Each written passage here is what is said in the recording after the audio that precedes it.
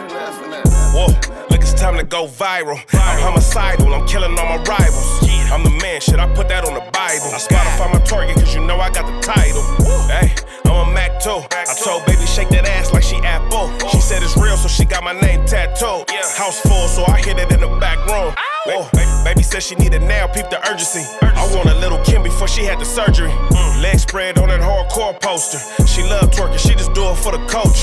Big dog, bull massive. 6 tray Chevrolet, I'm classic. All these niggas mad at me, that's tragic. The main bitch in the bed, that's graphic. Yeah, we about to go viral. Hey, we about to go What's happening? What's the deal, Viral Gang? We back at y'all with another one. Rainy day schedule. It is raining in Southern California. Tony for show lied. As always, it's your host that do the most, Mr. Viral himself, aka the villain, because they hate me for my opinion. And I got the squad in the building, man. We got LBC Messiah, the great. Man, y'all see what it is, man. Y'all see what I got on today, man. Green things mean things. You already know. He here to lead the way. We got Show, Mr. 5200. The fun guy himself is in the building. I'm gonna give him fan favorite, man. You've been growing on everybody's show. I've been seeing it, man. They starting to love you, cuz. They starting to love Mr. What the is he talking about? He been talking lately. They talking about stank on shit, baby. Ain't they nothing wrong with make him a third host, though. They ain't did their research yet. Nigga they been here. Back. Yeah, they ain't went back. Niggas been here, bro. Hey, look, man, my dog got a rain jacket on. She do not like the rain. What kind of bougie shit is that? No, I did not buy the jacket. I was heavily against it, but she loved this motherfucking jacket. She won't go out in the rain without it. She gonna look at you crazy if you open that door. So without this jacket, take that motherfucker off earlier. Fuck this shit off of me. She in the house hot as a muff right now. Hey, but I had this epiphany earlier before we even get into the topics, because what's going on with society right now? I feel like people is weirder than ever. Like, I don't know what made me just really think this. I just started thinking about people I see on social media, interactions I have with people, and people are weird. People are really weird. Even the people you thought was like, damn, they was so cool growing up, or this was the cool female, this was the cool guy, the cool crowd. Them niggas is weird, and I'm starting to think it got something to do with that. You know what? They took that injection during that shutdown time, and everybody brain been out of whack lately. Oh, that's what you think? That's my epiphany. That's my hypothesis. That was a cold statement. As to why people were so weird now. I think weirdness has to do with growth.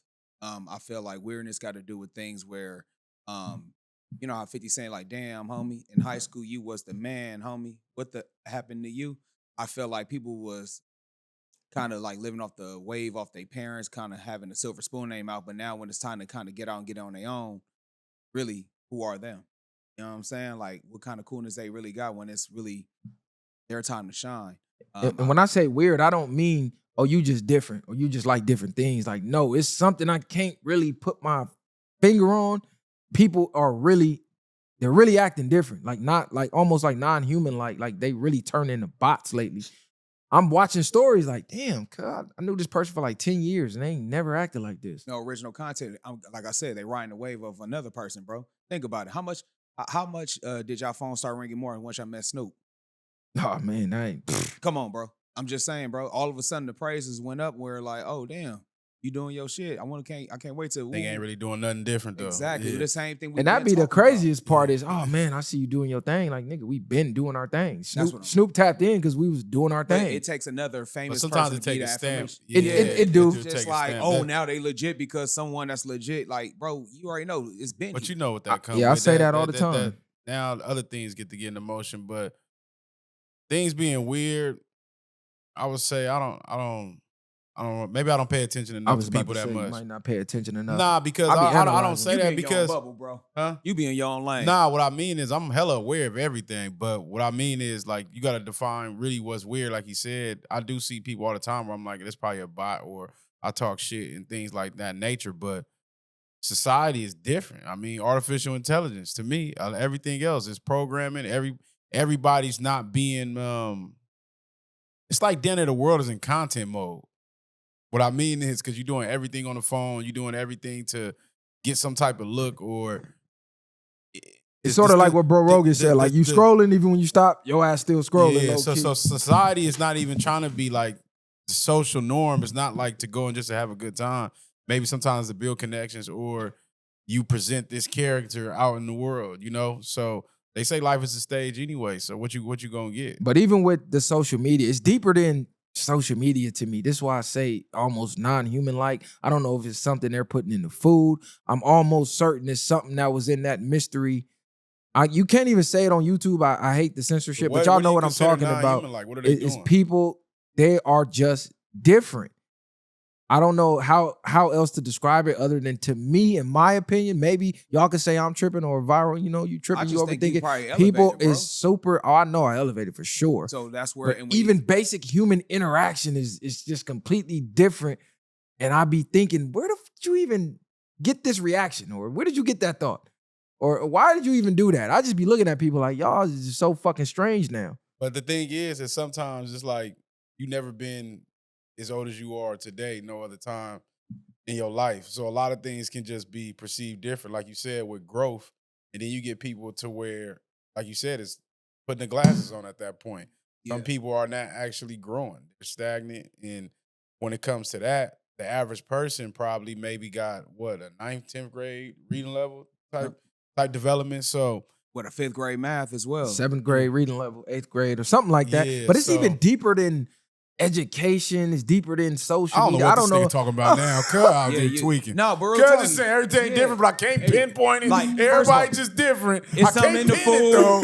It gotta be the little thing. Cuz trying to sound too barred up now. Now, this nigga crazy. We'll say. He lost his mind now. I tried to comprehend a little bit. Now he like, man, lost his brain. They not going to church enough, or they not believing in the same God I grew up praising. Like, bro, what are you talking about? Yeah, what is this nigga talking about now? Tinfoil hat gang. Y'all know what I'm talking about. Trying to sound too bored up. I'm like, what is Cuz talking about now? Every time we trying to come with, trying to see it in a different perspective, he like, it ain't that. It's just something. It ain't that. I can't pin it. It gotta be the you know what. Everybody different except me. I'm like Neo out here.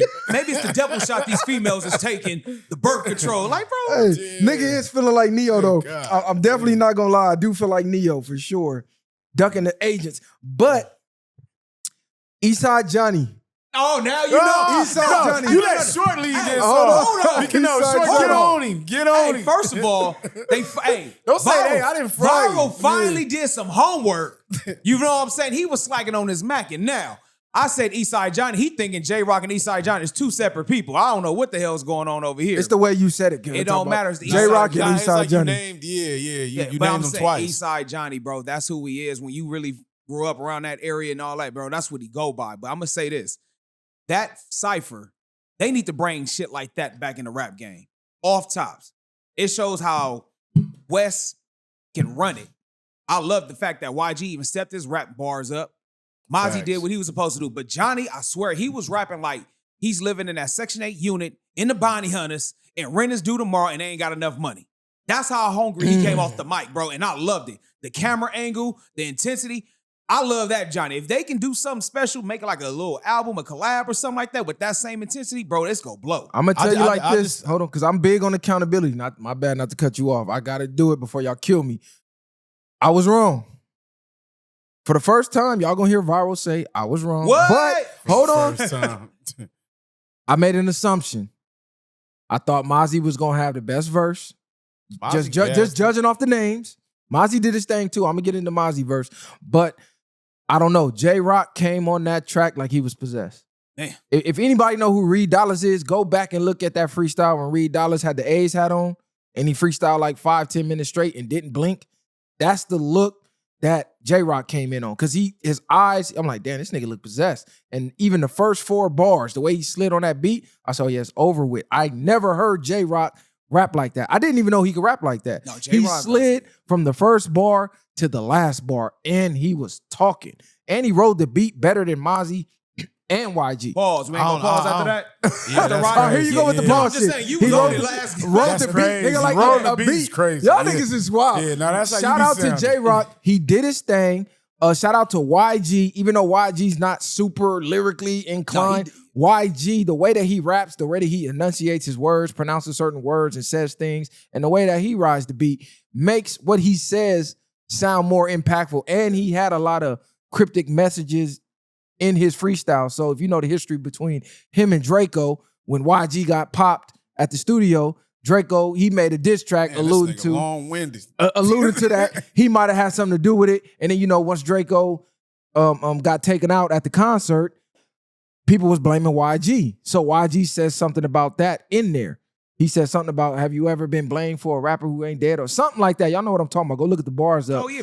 Remember the bar you said that was some basic West Coast shit when I said put a nigga on the T-shirt? No, the way you said it was trash. But what YG actually said was cool. Bro, you act like I'm a memorized the You first said, cipher, bro. Put your rapper on the shirt, now he in the dirt.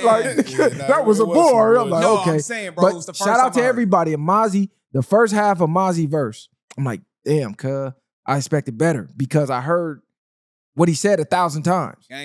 Gangland, the pebbles, putting bitches 10 toes down. And then he started talking about, yeah, nigga, I feel like I'm supposed to be rich. 100 in the account, legit. Ooh, then he slid the rest of that verse. I said, okay, that's the Mozzie I want to see. So I really think they need to take that freestyle and they need to just do a whole tape. YG, J-Rock, and Mozzie, just do a whole tape. And then we come back, we get 3 Crips, boom. And then they bring it together, the blood side, the Crip side. You talking about like banging on wax back in the day? That like banging on wax, like the 2026 version. Be hard. Hey, let me ask you this though. Well, no, let me let you get it because I want a question when you said the 3 Crips. I'm gonna ask you a question. Nah, go ahead. No, I was gonna ask you then. What 3 Crips would you want to see, like as far as like kind of going against them? Because people was asking me who could I hear on that beat. I said I hear Schoolboy Q on that beat. We consider him a Crip. Yeah. Okay. Yeah, who a Crip? I could hear Schoolboy on that. I honestly could hear DW on that beat. I feel like DW voice was made for that beat. Shout out Compton TG. He locked up, but I think his voice is made for that beat as well. But I'm gonna go ahead and throw Savi on there too. Like let Savi come home. DW, Savi, Schoolboy Q. Let's get cracking. I know we got G Perico. He big. I can't hear his voice on that. But I can hear him on the project. Just on that beat I'm talking, not necessarily the project. Vince Staples, he cool. I'm really trying to think of the Crip representation from the young niggas. You got that's 03. spitters. You got Nah, Greedo not a spitter like that. No, but he can come off. He can kind of get off on some Watts Up, 3 up top. You know what I'm saying? We are taught to survive. I can hear him. Teezy be spitting. Teezy is a spitter for sure. Teezy is a spitter. Yeah, I'm gonna go Savi. I'm gonna go DW, and I'm gonna go Schoolboy Q. Who would you say? I think G Perico can get on there. For some reason, he kind of got that high pitched voice. G Perico low key hard though. I've been hearing some tracks. G Perico can.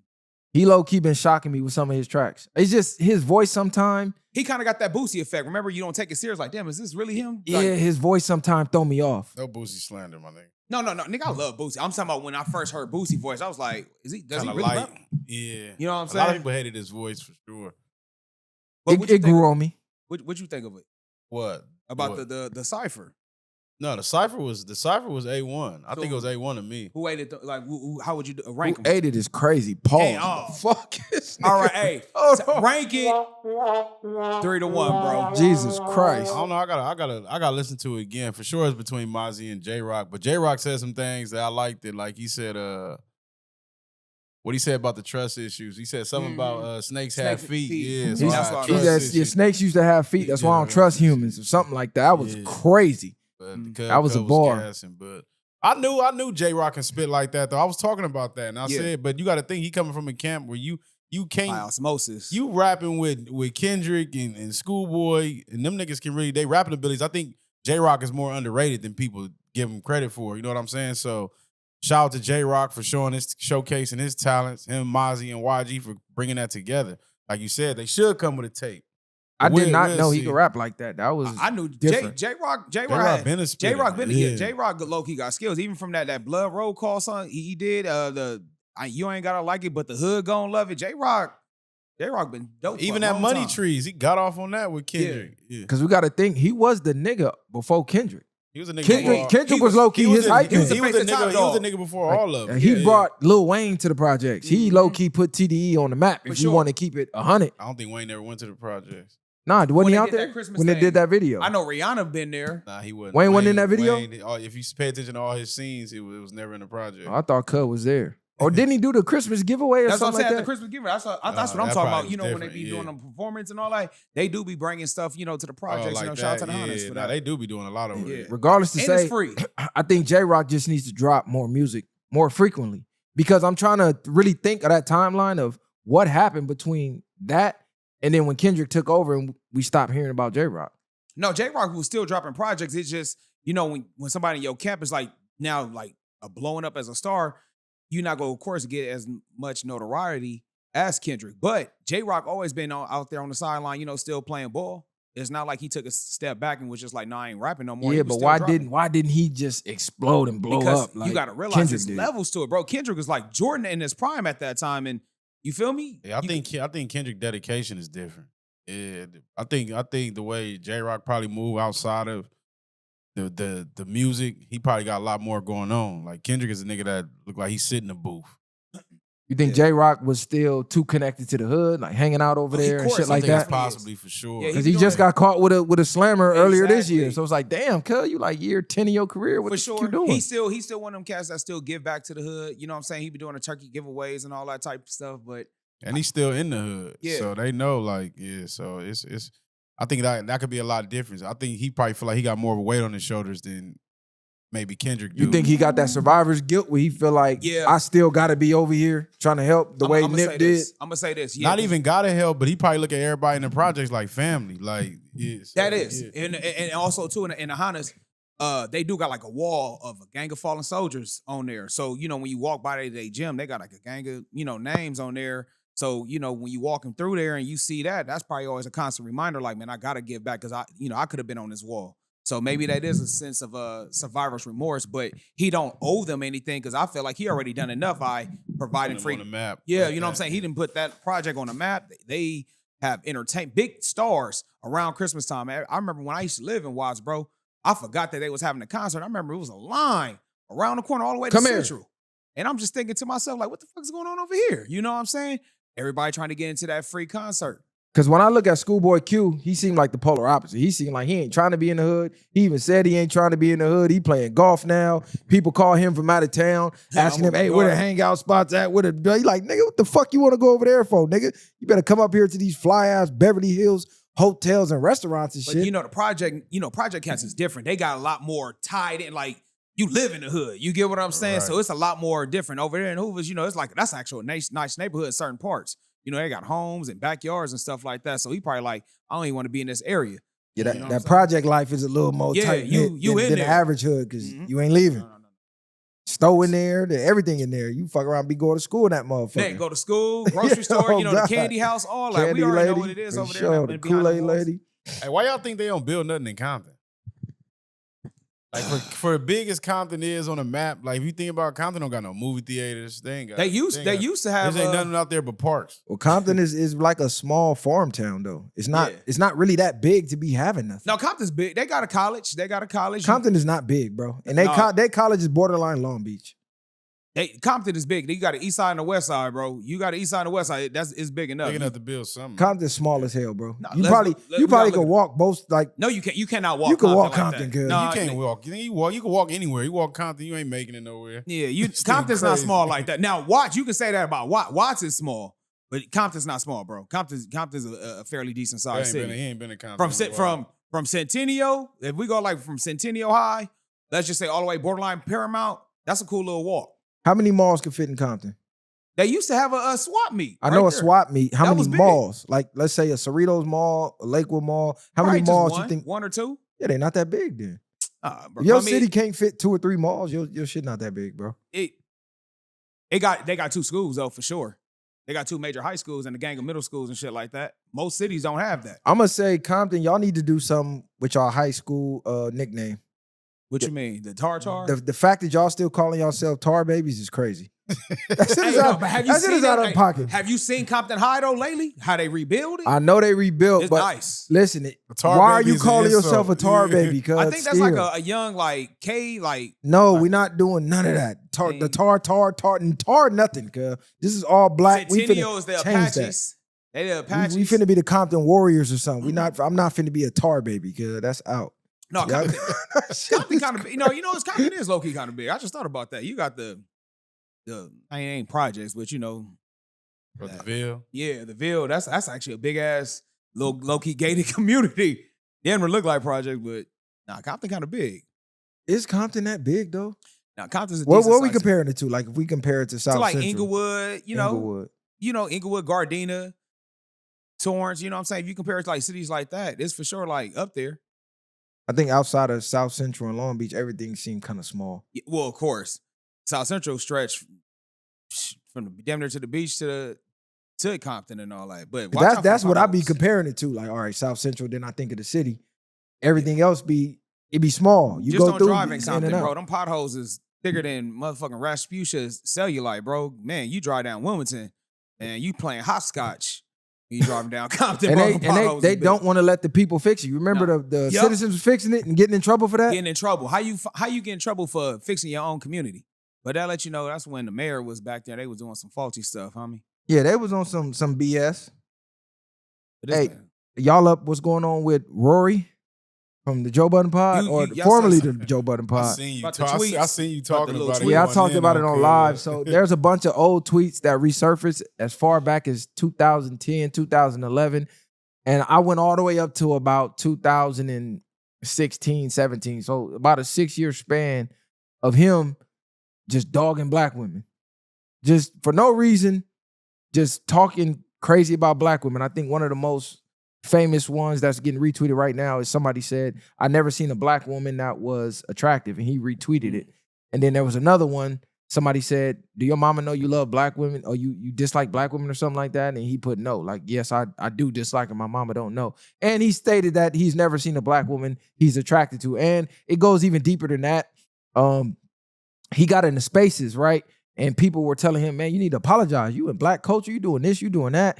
And he stood on what he said and was even being more sarcastic, saying that, yeah, white is the standard of beauty. And I don't find no black women attractive. Like on some, think like he's trolling and joking type. They're like, bro, nah, you're not finna be able to skate after this. And then that lame, goofy, fat, clown ass nigga Maul making excuses for him, talking about, oh, well, who kids didn't eat last night because of these tweets? And we gonna get to niggas like Maul. Niggas like that don't need to be having a voice for the culture because them the niggas that set us back 100 years. But he said he wasn't gonna apologize in that spaces. But then they pulled up a tweet of him talking about Beyonce. Now, mind you, this guy was engaged to a black woman. So he got 6 years worth of tweets talking about how he's not attracted to black women. And on top of that, he's been to the Rock Nation brunches standing in Jay-Z and Beyonce face. And somebody said something about the Blue Ivy name because you remember they famously came out talking about, oh, we're going to name our kid Blue Ivy. And Twitter blew up. And somebody said, man, there's worse names than Blue Ivy. And he said, yeah, like, what he said, like a hood rat name like Beyonce or some shit like that. So TMZ took that and put that on TMZ. Like this dude just racially dissed Beyonce, called her basically a hood rat. And now he's come out with an apology low key because now you made TMZ. Now you got Beyonce and Jay-Z in the mix and you tied in with Rock Nation. So what y'all think of this? Do you think dude is racist or do you think he was just trolling because he's trying to make it seem like he was trolling? But like I tell people, I think every single white person on the planet has a little racism in them. I don't give a fuck what you say. You get them mad enough, you gonna be a nigga that day, whether it was programmed in them from society, the epigenetics or parents, whatever, they got a little racism in them. I think when it comes to things like that, anybody's going to try to say the most disrespectful thing when it comes to somebody getting you mad. But far as him, like, I don't even know who this nigga is to keep it G. But it's like it's nothing else to expect. Now, you could be more, I think, like, far as our people, we just giving him more light at the end of the day, even talking about him. But people like him, he meant what he said. He wasn't playing regardless if he was cracking jokes or not. But it's like, what do they say? That's his preference and stuff like that. This is what happens when we keep allowing people to be in the culture that way. You know they're gonna feel some type of way. But I do want to say this: black women maybe are the most beautiful women on the planet. We know this already, hands down. So to even entertain shit like with this nigga, it's like, cause these niggas is goofy. They doing anything to go up now. But even though this is old, they should have got rid of his ass immediately. Because if he was black, he'd be crucified already. Facts. I'm gonna speak with the white beauty standard. Let's just be real. Let's just kill that narrative right now. If that was the case, we wouldn't try to see these women get their lip full. They wouldn't try to have these curves, these hips that these black queens have. Black is beauty. That is the standard of beauty. Every other nationality or ethnicity wants to be a black woman in America. They want to have those curves. They want to have that look. and they want our rhythm but not our blues. They want to be everything like us except for to be us because they understand what comes with us. So we already know it. Prime example, look at Kim Kardashian. She was straight up and down. She got her body done. She idolized what? A black body. So let's just kill that narrative right now. This cat Rory, bro, he's just a troll. He's a weirdo. Like you said, I don't really know much about him. Clearly, he wouldn't do that around certain black men because he already know he would have got in a situation he probably couldn't walk out of. And this the thing. He's engulfed in hip hop culture. So I even look at his engagement to a black woman as a business move. I view that like he's trying to get more acceptance. Like, look, see, I'm the white guy that fucks with black people. I even married one. Nigga, you got over 6 years of tweets talking about weed for 6 years, talking about bone quisha this. Somebody said something about black women being roaches. You retweeted that. You just, the most violent shit you could say. If he didn't just tweet it himself, he would retweet whoever else said it as if he agreed with it. And mind you, this the same guy who been riding Vlad nuts, trying to, Vlad is a culture vulture. Vlad is this, Vlad is that. So Vlad took it upon himself to jump on Twitter today and kick Rory while he's down and say, yeah, Rory spent all these years dissing me, saying he's the white guy that's nothing like me. And Vlad said, you're right, you're not. I don't have a disdain for black women. You do. So Vlad took this upon himself to use this as a moment to prove he's not a culture vulture and to kick Rory while he down. But I'm going to just say, Vlad, chill out, because this ain't got shit to do with you. Ain't no chill out. Let white on white violence happen. Violence happen, bro. They ain't let them go at it, bro. If he want to kick him while he's down, stomp him. So be it. Nah, exactly. that's facts. And it's just like a nigga. And what does that say about the woman at the end of the day? You still sleeping up next to a nigga that's talking crazy like that? I don't think she knew. These are old tweets from like 2011. Like I said, they just but who's going back that far to look at tweets? When did he marry her? I have no idea. I just know these tweets just surfaced within the last 24 to 48 hours. And Maul, I told y'all from the first time I ever spoke on this guy, he's a clown. He's a goofy, he a weirdo. The way he moved and the way he acted with that Drake versus Kendrick beef, I knew this dude was a cornball. I knew he wasn't like us. I knew it. I'm a good reader of energy. I'm a good reader of people. He always tried to act like he was too cool for school, even on the Joe Budden pod. It's like, bro, you trying to act too cool. We can all see you're not that nigga. You're not that guy, but you're trying too hard to portray this image. And I told y'all, you look at a man with no discipline, that's not a man you can respect. This dude, fat, sloppy, nasty, he's not trying to make nothing better of him. He's not trying to make no changes is what I'm saying. When I first seen him on the pod, he was fat, sloppy, and nasty. You look at him now, years later, you got money, you got unlimited time to get yourself together. You're still content being that way. So a man like that does not take the time to, first of all, display discipline, because as a man, you got to have discipline. If you don't got discipline, I don't trust you because you will betray me in the name of comfort. People who are comfortable in comfort, they don't try to grow because to grow, you got to make yourself uncomfortable, right? It's uncomfortable to have a good diet and watch what you eat and not stuff your face when you want to. It's uncomfortable to get up, go to the gym, even when you don't feel like it. It is uncomfortable to go do cardio. It's uncomfortable to manage your finances and not just blow your money. It's uncomfortable. Discipline comes with being uncomfortable. And this fat slob, disgusting ass nigga is obviously has nothing to do with discipline. So I don't trust the nigga at all. Then you defending the white boy, even if this your homie.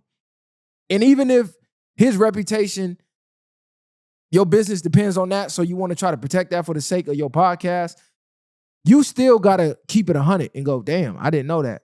I hollered at him behind the scenes. I'm not going to crucify him publicly, but he does need to answer for what he said, and you can leave it at that. But you coming out defending him, talking about what kids didn't eat last night because of his tweets. Well, nigga, what the fuck that got to do with the price of tea in China? If you say something anti-Semitic, imagine somebody Jewish come out talking about, well, I mean, what kids didn't eat last night? No, nigga, they're pushing the red button. You cancel, fuck out of here. That's how black people need to be. Need to stay on code. But as long as you got these mall-ass niggas, they'll never respect our culture. Well, you just said about him being comfortable. Clearly, this is his meal ticket to stay content where he's at. So if that's money's coming from the white boy, it don't even matter what he say. He can diss Maul in front of him. As long as he's still living the lifestyle of what he's living right now or even better, he's going to allow him to give him a pass because he's comfortable, bro. So that right there that's not even a representation of us as men. And that's the difference that separates from us from corny ass niggas like him. Like I said on the live earlier, if you was a man, bro, when you look in the mirror, if your son don't look at you and want to be you, that's a problem. I couldn't see Maul's son, if he even got one, looking at him like, yeah, I want to be like my dad when I grow up. I want to be a fat, sloppy nigga riding Drake dick. That's not a good representation of a man. Oh, yeah, I want to be the one black guy out the entire culture to allow a white man to disrespect black women, regardless of how I personally feel about them, regardless of our situation we got going with black women. That's family, though. That's us. That's in-house. That's our backyard. You not allowed to come over here as a guest and pitch in on that. If me and my bro get into it right now, nigga, this still my brother. You an outsider coming in the house like, oh, shit, he on my side. Let me get on it too. Okay, well, now we finna breathe on you. Because you not a part of this, nigga. Fucking you think, like, that's what this nigga, that's what they do, though. They look and they go, okay, black men beefing with black women. To show I'm cool with black men and black culture, I'm a talk shit about them too. No, nigga. My mom black, my auntie black, my daughter black, my sister. No, you can't say shit. Talk about your women, nigga. If you want to join in on the barbershop talk and we talking shit about our women or whatever, we just talking about our women problems, you don't join in about, oh yeah, them black bitches in the weave. No, nigga. Tell me about the white bitches in the weave. Man, exactly. The fuck is you talking bring about? Up like, man, at least y'all women cook with seasoning. But I gotta go into this bland shit. You know what I mean? State your problems. Don't speak on us. What if they speaking the truth? It don't matter. That's not your place to speak the truth. Speak the truth on your shit. Because that's the Charlie Kirk effect. Oh, well, he was speaking the truth. Black people do crime, this and that. And that's the problem. Niggas start masking they hate for you with, oh, well, I am speaking the truth. Yeah, but speak the truth about your people, though. Yeah. I don't even think that. I don't hear that. I don't even think that type of hate could be masked. But it's like some niggas like that nigga. He just probably look at it like it's not too serious for him. Like he don't give a fuck. Like okay, you said what you said. People probably done said worse shit to him in real life. Nah, So this nigga's like that a don't goober. care, but- It ain't even that he don't care. This nigga don't stand on nothing. He don't have a spine. Yeah, because he don't give a fuck. The way he rode Drake's dick during that beef, the way he act like he got real smoke with Kendrick, and Kendrick don't even know this nigga, ain't done nothing to you. He dissed a rapper that you like. The way that you grew a hate for a person behind that let me know everything I needed to know right there. Oh, this is a stan-ass nigga. Yeah, you got to be careful with those lukewarm ass people. That's even biblical. You know what I'm saying? You got to pick a side. That being lukewarm is dangerous because at that point you could switch at any moment. You know what I'm saying? At least with somebody, when they pick a side and they stand on it, you understand where they're coming from. Yeah, but majority of these people in them spaces, I ain't making no excuses for the nigga, but they're not, like we say all the time, they're not basing nothing off no type of integrity. They don't care about the better of our people and stuff like that. Nigga, like, I'm getting my bag. I don't give a fuck what y'all going through. And that's why I say people like them, they don't need to have a voice for us. But the problem is they'll look at people like them and go, okay, them are the ones we giving a voice to. Nah, these solid niggas over here, nah, we not giving them no voice. We gonna get a bag to these goofies. I'm gonna shout out Taya Third because I seen he stood on business with one of the goofies who was making excuses for the nigga. Like, oh man, I've been watching Rory for 10 years and all he done is uplift black people. Because I just found out he pledged to a black sorority. I don't know how the fuck that happened. But he was in some type of black sorority, right? Donate. Niggas let niggas do anything. That's the problem. Nigga. Inviting all these clowns to the barbecue.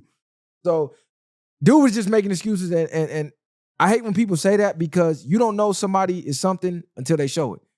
If I'm cool with you for 10 years and in my eyes you've been solid, then we catch a case and you snitch, nigga. Well, for them 10 years, to me, you didn't look like you was a snitch, but now you are. So I'm not gonna say, well, for 10 years you was solid. No, you're now a rat. 10 years is gone. So the 10 years of him uplifting and whatever, that shit gone. Yeah, I ain't trying to hear that. It's done and over with, bro. So yeah, I'm not gonna say he's like a KKK racist where he want to ride around in a pickup truck and be lynching niggas and all that. But yeah, he displays some attributes of. You think he just racism, being stereotypical though? You think he just going off with the worst extreme what they talk about us and the jokes they say about us? Of course, because that's where it stems from. They take the worst possible representation, then they blanket your whole race that. They ignore the ones that's excelling and outstanding and make your race look good. They ignore it. They act like that shit don't exist. They'll take the bottom of the barrel and say, oh yeah, that's all of them. I think all races do that though. I think we all do it to each other. What you mean? As far as what? Like when any type of shit talking he was doing? Yeah.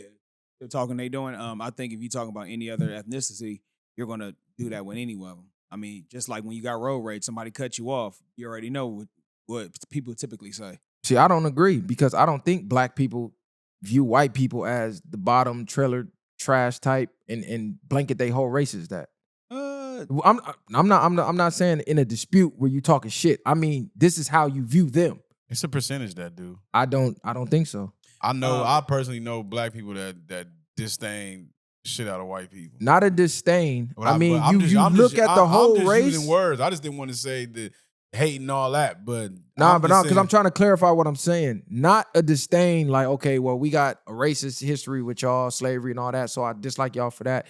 I mean, like, you look at the bottom barrel. I'm talking about the most inbred, can't read, broke in the trailer, and your whole race is that. We don't ignore the Elon Musks of the white people and the Mark Zuckerbergs. We know that exists. We know they're running the world. Nah, so we don't ignore that. I mean, at the end of the day, we see things clear, and it's more of a that they have more of an agenda they've been pushed on us to make us be perceived in a certain way. We see reality for what it is, regardless of what race you is. And that's what I'm getting at. Is we don't do that. We don't look at Indians and go, well, all y'all just over here in the middle of the street shitting anywhere and throwing shit on each other. No, these niggas is running tech billionaire empires and starting companies out here and giving jobs to their people back home. We could see both ends of the spectrum, but a lot of racists, they don't. They look at the bottom of the barrel blacks and go, that's all of y'all. I think all races will see the bottom of the barrel, but I think, again, they know the truth. Yeah, they know the truth. You know what I'm saying? Because really what their threat is, they'll take the worst one and just, blanket them because that's what they want to see, but they know that's not us. Just like the same way anybody would say about any other race. Because it's too many of us that people have to praise. Yeah. That you have to be, and you can't take it away from it. Exactly. You can't just say sports to politics. I don't even want to say sports because you already know that's what they're gonna be like. Oh, y'all got as athletes and entertainers. I don't even want to like. But we do got a lot of them. But at the same time, I'm just saying in general, you have to think about that. We shine in a lot of things, like the dude that had the invention. You know what I mean? We still seeing 12-year-olds and 15-year-olds coming up with new stuff all the time now. Yeah, we got inventions. We got a whole list of what black creators have done in history. We also have leaders. We also got revolutionaries. We also have ideas that they were taking from us and then they implemented on them, on their own community, like the free breakfast program that the Black Panther had. You know what I'm saying? WIC, that stems from the Black Panther. You know what I'm saying? Women, infant, and children. It's a lot of things that we've created within our culture that we just don't praise enough, but they are taking and take credit of. That's all I'm saying. It's things that we just got to know our history, and once we start knowing ourselves, then we'll understand how valuable we are. That's the key. Know yourself. That's where all the delusion and all the disdain and all the hate and everything in the world, that's where it comes from, is people don't know themselves. The number one tool they got is to make you look externally for everything you got internally. That's the number one weapon that they got. You know, I was going to say, let me quick little thing. You know why a lot of people probably make fun of, like, just say the country Haiti because of the Haitian Revolution? Because they went against the French, you know what I'm saying, the French country. And the fact that they don't receive any help from the world, they make it seem like they just broke, nasty, and dirty. But they refuse it because they don't want to be part of the colony or anything like that. They want to be one of the first and the only black-ran country. You get what I'm saying? So it can be flipped in a negative way. But really, they stood up against the world and was like, no, we want to run this. And the narrative can be changed of, oh, look, they're broke, they're dirty, all this and that. And like, no, they don't want that help. They don't want to be a part of one of the countries that's going to run them. Hey, shout out to Rampage Jackson. I just seen on the stream, he was down in Italy at, what's the name of the spot? The fountain, the Trevi Fountain. Because I was just down there a couple weeks ago. And he was saying the same thing that I was saying. Like, I was on my story because I was looking at the detail of the building in front of the Trevi Fountain. And I go, how did they build this? It ain't no way you telling me they had chisels and hammers and just a bunch of workers that built this. And he was like, look, bro, I ain't gonna lie to you. They had advanced technology. And dude's like, what are you talking about? He like, nigga, lasers. They built that precision with lasers. And he was on a kick stream saying this. The clip is low-key going viral right now. So y'all tap in because, you know, a lot of these celebrities, man, they get privy to a lot of information. They talk to a lot of people in a lot of high places behind a lot of closed doors, and they know a lot of stuff that a lot of regular people don't. Well, Rampage Jackson, do you think by him knowing that type of information, do you think they really care? Because in the world of like education, he's not really respected. He's just a fighter. You get what I'm saying? He's saying, but by seeing them, you can get the information yourself. Maybe I would think that's What you mean respected by who? He's saying basically. You saying Rampage Jackson's not like world respected as so far him as like getting information don't matter. Yeah, because it's like it's not going to go anywhere. They don't respect him for his education. They respect him for his fighting skills. He's No, not, this he's is not the like thing. a worldly knowledgeable type of guy. What I'm saying, if you notice, a lot of celebrities, not just Rampage, have been leaking certain information, like as far as what the conspiracies were. Like I seen Raven Simone, she had an interview and said, "Hey, y'all think his favorite dude, what the fuck is his They name? say my favorite. The one who always playing crazy. He talking about Orlando Brown. Orlando Brown. She said, listen, a lot of them crazy rants, he's not lying. I'm in the industry and he's naming names, he's naming events, and y'all think he playing, but it's real. So a lot of these celebrities have been coming out and doing that just on streams and, you know, just in places where it's hidden in plain sight almost. So he took his opportunity to relieve that information in plain sight. So I thought that was dope because I've been low-key seeing like, damn, a lot of these celebrities been saying a lot of stuff lately, but they haven't been on CNN saying it. Y'all crucified me for that. Talking about Cuz was a weirdo.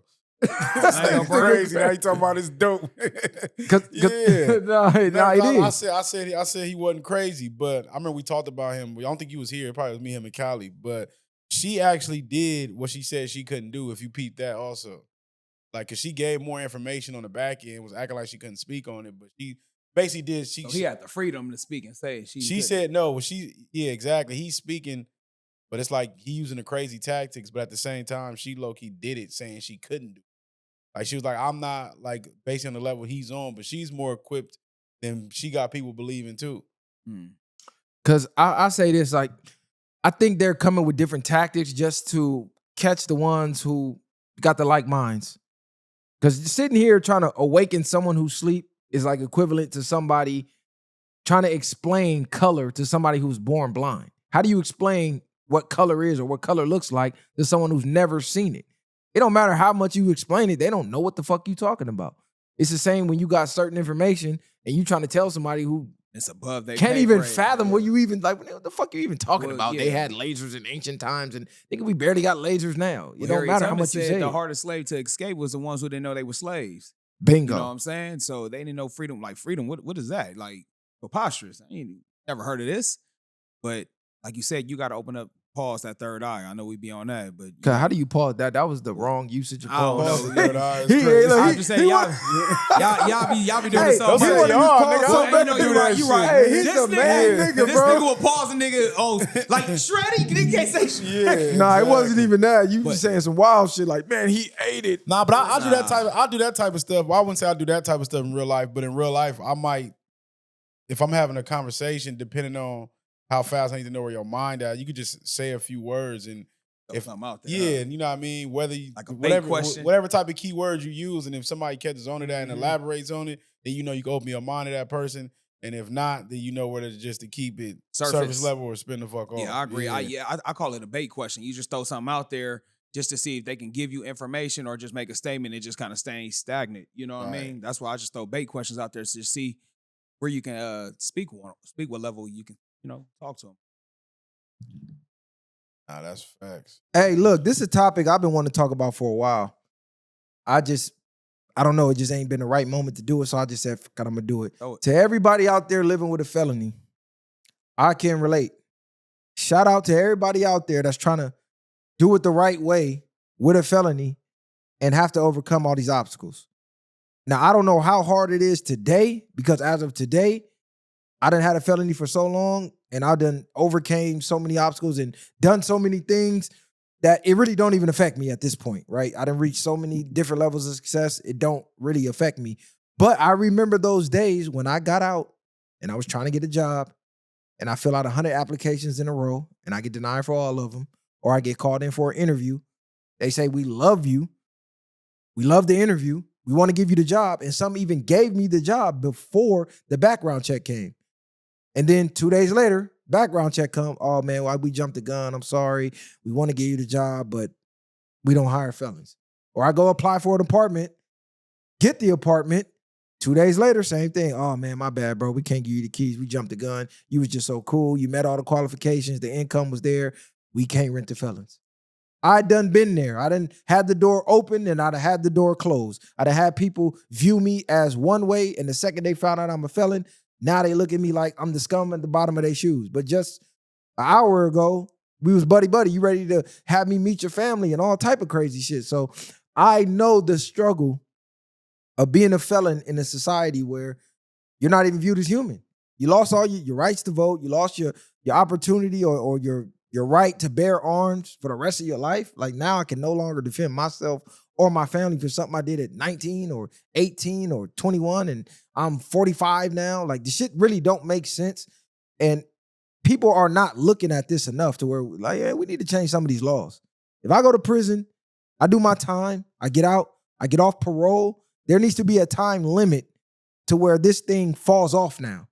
Off my record. It don't make sense. It really should never be on there for the most part unless you just did some heinous. Yeah, you already know the grape and all that type of stuff. But outside of that, it really shouldn't be on there once you do your time, in my opinion. You do your time, that should be the end of it, like you said, or parole, because you still 1 foot in, 1 foot out. After that, it shouldn't be able to go in your damn background. Oh, we only do 7 years. We do X, Y, and Z. That should not be on your background no more. You did the time for the crime. You paid your dues. Now drop the felonies and all that. I agree. Because even going back 7 years, they lied. They go back for life. They could tell you, oh, man, we only go back 7. No, bro, I don't care how long ago it is. They're looking. And when they see it, bingo.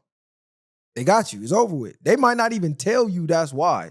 Because some of them, they're not supposed to go back beyond 7 years, but they do anyway. And they see it, and then they say, oh, well, we found another applicant, another qualified person. But yeah, you can always come reapply. Because even the places that are felony friendly have become not felony friendly. So I'm sitting back thinking, what the are felons supposed to do when they get out? Because before, construction was guaranteed. The railroads was a guarantee. CDL. The oil refineries was a guarantee. Like you said, that was a guarantee. Now, some refineries don't hire felons. Some spots in the oil refinery don't hire, in the oil field don't hire felons. I done seen some spots in the railroads that don't hire felons. Like when I got out of prison, there was a piece of paper with like over 100 different spots that hired felons. That shit probably down to 10 now because most of those places are not felon friendly anymore. Even the construction companies, even the staffing agencies stopped giving jobs to felons. I'm like, what the fuck? This was the felon haven. This is what the one spot felons could come, nigga, with staffing because who want to do this shit? Now you know you getting a job in a day. You might get a job, it might be 24, 48 hours. It might be 2 weeks, a month. Ain't no telling. They just let you go when they let you go. So we got to, as society, look at, okay, how do we help felons reacclimate into society to be law-abiding citizens? You can't tell me, oh, you need to get out, follow the law, get a job, this, that, and the third. Nobody's hiring. Oh, you need to stop doing crime. But yet I can't get a job to pay my bills. And yet I can't get a fucking place to stay to even have bills because you don't want to rent to a nigga. Well, can I give a suggestion what they could do? I'm going to say this. Since now a lot of people love to be entertained, do what a lot of these cats are doing. Get in front of this camera and tell your time about your experience in prison. Get some money off of that. You know yeah, but we talking about on a mass scale that ain't realistic for everybody. A lot of people can't even get in front of cameras and do that type of stuff. Right, it's not that everybody ain't be brazy. Yeah, everybody ain't be brazy. Shout out to the who's who. And even with that, that's still not. That takes time to build. You're not gonna better build just off of that and just get. This some ain't income. No overnight shit where you just get chilly because you got in front of the camera. No, you got to put the 10,000 hours, nigga. You're going to spend more than you're going to get starting out if you want to be serious with this shit. But I'm saying with any job, though, I mean, that's the same thing with any company, though. I mean, when you got that F on your record, say when you go construction, they not about to put you as a carpenter or part of the union. But in a week or two, you're going to have a check. I mean, I agree. You start getting in front of this camera in a week or two, you ain't getting no check. No, you're not. But you got to just kind of just be resilient. That's all I'm just trying to get at. Like when there's a will, there's a way. Kind of like what we just talked. We kind of had this conversation before, and I'm not making excuses. It's just like you said, maybe we done got lucky and be in positions where we just been blessed to kind of fall in where we fall in. Because there been times where I done relapsed trying to do the right thing, and I had to go back to the wrong thing. I just was so happened to be lucky enough to not get caught. Had a lot of close calls, but didn't get caught. And then when the right thing finally opened up for a nigga, I didn't have to go back to doing that again. But it's only so long you can do a grown-ass man could just sit around waiting for somebody to say, okay, I'm going to give you a chance. As life is passing on, and I'm in the free world, and shit costs money. Yeah, you could be optimistic. You could say, oh yeah, you could overcome because this person did. But in real time, when bills got to be paid in real time, my kids need to eat in real time. Because a lot of these people got kids. I was fortunate enough to not have a kid at first. A lot of people go in and got kids and come out, and the kid is right there like this. Baby mama's right there like this. And they don't got time to wait. I was about to say, yeah, maybe learn a trade too. Go like to LA Trade Tech or just like a trade school or something like that. But You said what? She been staring at good. You know how she is. She gonna make you pet her. Yeah, that's all it is. You she in your face, you ain't touched her, nigga. She get the bumping you and all that. Yeah, that's all she wants. But yeah, to my fellas, man, y'all gotta shout out to y'all. Trust me, when I get to the position that I know I'm getting to, that's gonna be one of my first. Matter of fact, I ain't even gonna speak nothing. I'm gonna just let my actions speak. But for sure, we gotta tap into helping the felons get back into society, because it's like people catch a felony and then they discard you like you're not human for the rest of your life. That's like literally the mark of the beast. Yeah.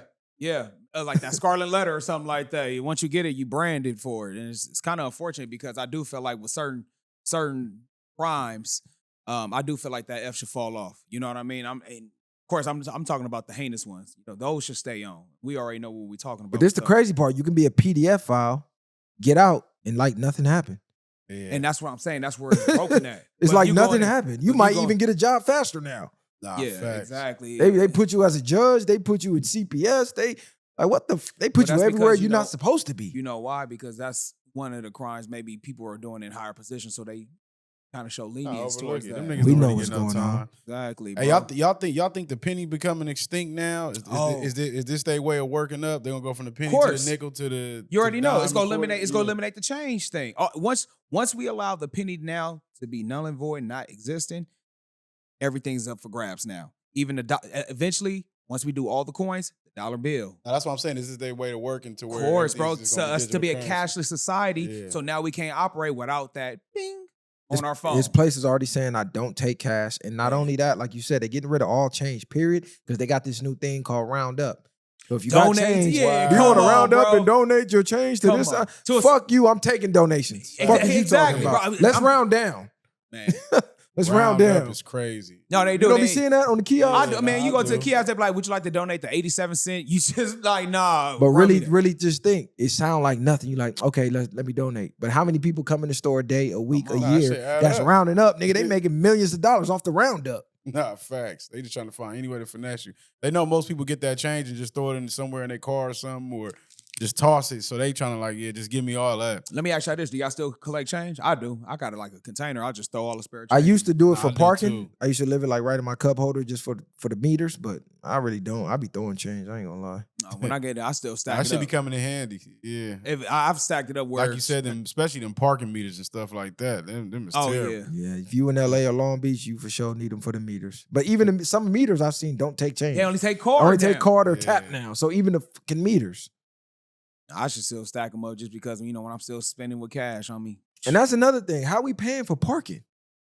Right. Like nobody ever sit back and go, bro, this is just a street. I got to pay to put my car here. And let's be real. When you go to an event, when you go to an event, parking start between $40 to like $160, like depending on where you at. Bro, I done seen people put on a vest, get a stool, sit down, and get parking donations. I'm calling it donations because they don't work for the parking lot, don't work for the business, no nothing. And people are paying, not even questioning. Yeah, they almost got this nigga before. I had to get up on the nigga like, I know you ain't paying this nigga. Cuz out there finessing the whole lot. That shit was crazy.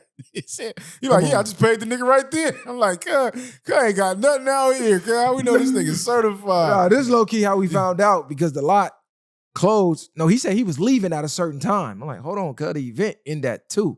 He said he was leaving at midnight. I'm like, well, is the car good? He like, oh, yeah. I'm like, is the gate gonna be open?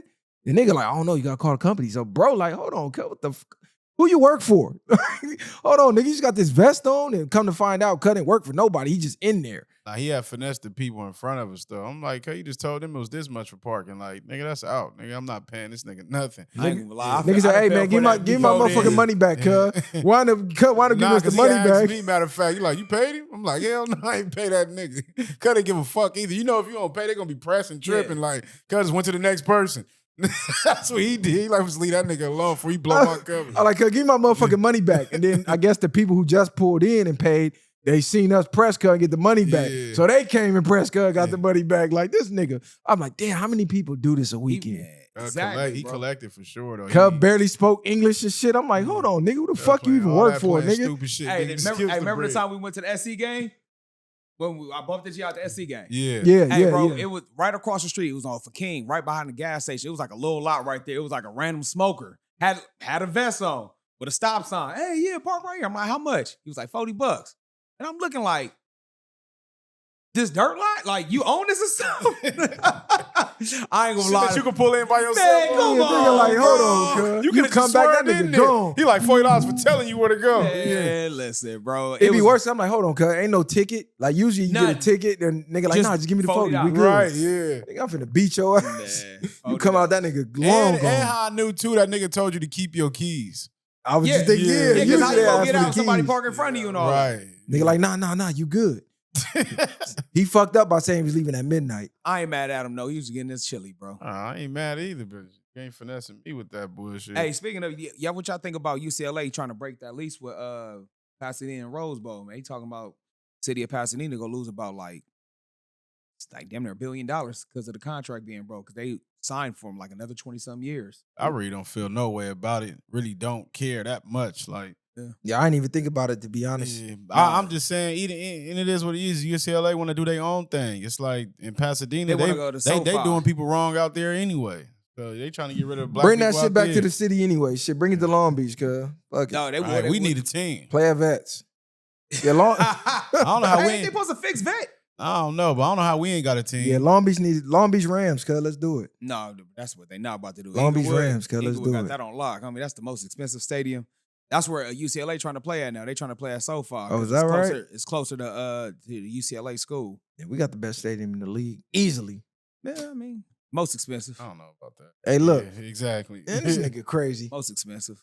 Eagle Stadium was seen that trash. Eagle I ain't gonna lie. Stadium, That nigga. shit was ass. That shit was ancient, lit, nigga. That shit was lit. That shit Grass was was ancient. fresh. Everything was lit in that motherfucker. It was tiny as hell. It ain't fresh during the wintertime. I'll tell you that now. Let Right. snow. Yeah, that's even better. At least we Nah, still that- get snow games. We got real football over there in Philly. All right. Hey, this nigga crazy. And look, I seen this post. I'm like, this is. Now, he the don't even want to craziest- talk about the Bucks like they got spanked. No, yeah. Oh, yeah, that's why he's so you quiet. know He what? had nothing to say. Hey, y'all The some weak hoes for ass this niggas. shit. Yeah. Y'all some hoes for this. Damn, you is Next getting topic, covered All on that that. pop topic, out Yeah. be the bro. top NFC Next hard teams was topic, bro. trash. What That's happened? Next crazy. topic, God. Hold on, damn. did you see them power rankings? That's what I'm saying. Didn't I tell y'all to watch the Seahawks? Them niggas number one right now. Nah, they not. But they not better than y'all. We number beat- two. We beat the But Seahawks. the Seahawks not that good. I'm just saying they're ranked number one on the power rankings. Yeah, by their standards. I don't care about Sam Darnold and them niggas. I ain't told you no to threat. watch them niggas. Hey, man, Them we niggas not sneaky. talking them about niggas, football them right niggas now, not even bro. better than Detroit. So I don't see that. Y'all like, on the super decline. yeah. Man, we got injuries, bro. We got injuries, but guess I what? told We you still, what Evans got But- for the season. Y'all through. by our division being Niggas so thinking Nah, trash. what happened to Ibaka, Nah, nigga? Niggas was But talking listen, Mayfield was all this. Yeah, He what has happened to MVP. Ibaka? Listen, all right, you know I'm about to pop my He shit. for sure not getting Buckaholics, MVP. y'all know what's happening with us. Listen, we in a weak ass division. Buckaholics. Buckaholics, your niggas alcoholics. We still can lock it down. Whose house? Real. Shut that white you ass drunk. shit up. That shit trash. Y'all don't even have Listen, a chant. Which we fire cannons. We fire on these niggas. Y'all That's don't what have we a do. chant. Nigga, come to our stadium, you hear boom, boom. That We shit don't do too trash. much Fuck talking. y'all pirates, nigga. Whose That shit house? Because ass. y'all share your house with the Chargers. Our team's the only team that don't share no other football team with Stadium. our stadium. Who the fuck bro. wants to share the Bucks stadium? Y'all shit trash. Because we got cannons, homie. Come through there and get Hey, who'd bust y'all off. lose to? That though? nigga ain't never even been to Tampa. Yes, I have. How are I you won a one Tampa game. fan? Nah, who'd y'all lose to? We lost to New England. New England Y'all good, trying man. to bleach. I'm not even worried about it, Out though. of all the teams, nigga pick Tampa. Like, but, what the fuck? but guess what? You just became a Rams fan when they came to LA. You That's wasn't cap. you wasn't a Rams fan when he was in St. Louis. I got plenty of pictures with St. I Louis know. merch on. Stop the cap. Put that on the chat when we do Since this. 7th grade. But it's not documented. just you though. I ain't gonna lie. We played a terrible game. Yeah, I against wasn't Green feeling Bay. it. But they said it was like on defense and cold, and we'll see though. You know, so shout out to the Eagles though, You man. see these two niggas on the decline, like I said. How we decline? We and didn't then lose. you see who's on the up and up. Hey, we winning. What are they in the rankings? Decline. What are they in the rankings? We're number one. No, We're you're not, defending nigga. champions. They don't give a fuck about I don't even the think rankings. y'all in the top 5. I don't even give a power fuck. rankings. You niggas is trash. Who's top? Seahawks and the Rams. I don't care about nobody Who else. I don't care So about you nobody cool with else. being number 2? All right, say less. Yeah. You just said we're gonna you first just said loser. it. Number 1, we're number 2. Yeah, you first just said it, bro. loser. We all know. Happy to be a second First place loser, bro. You're not even in the It top 10. don't even matter. You Fuck just are admitted that you talking happen to about? be number 2. Y'all might not even have be you ever been playoff ranked bound. number 1? We have. Y'all might not even be playoff And what bound. power rankings is he even talking about? Any of them. Who's? The Any NFL of them. probably. He Who? probably Nah, gonna, The ones that which y'all one did not you listed watch? on. It don't even I'm listed matter. on all of The them. one that y'all not listed We're on. listed on all of them. We've been ranked number 1 throughout this year. You guys haven't. Tampa's a retirement Y'all state. not even number one in Niggas y'all go to division. Tampa to retire and get old. And The guess fuck what? is in Tampa? The first team to ever win the Super Bowl at home. Nigga, that was Now a what? bought Super Bowl. Okay, and Y'all had what to was- go buy and what was- Brady. And what was y'all then? Y'all had to. Didn't y'all have to buy Stafford? We Didn't didn't you have to buy buy it. him? We acquired. Again, you have to buy him, correct? We acquired. Okay, exactly. It's bro. a difference. Y'all paid for Shout out to y'all. We OBJ breaking acquired. his leg, bro, in y'all Super Bowl. He should have won MVP before he got injured. He was on the way. He was on the but y'all verge. bad luck. That's what it is. What Super Bowl is that? The 10? It don't even matter. They share a stadium with the Charger. Anytime you go to a Rams game, it be more of the ops. Let the 49ers play them. It be more ops up in there than they home field, than in their home stadium. Bro, y'all don't even run your own stadium, bro. Get out of here with that. How you go to y'all stadium and y'all get packed out? How many Super Bowls y'all got? We got 2. We got more. We got the same amount. No, we don't. Yes. How many the Rams got? We got 3, bro. You a damn lie, bro. What the fuck is this nigga talking about? No. How many y'all got for real? 2. Y'all got one with Marshall Faulk, Yep. and y'all got one. Y'all won in 2020. Or 2021. How many y'all been to? We've been to 2. We win All every right, time stop we go. talking to us. We win every time we go. We don't lose when we go. Stop talking to us. But we won at home first, though. Y'all haven't.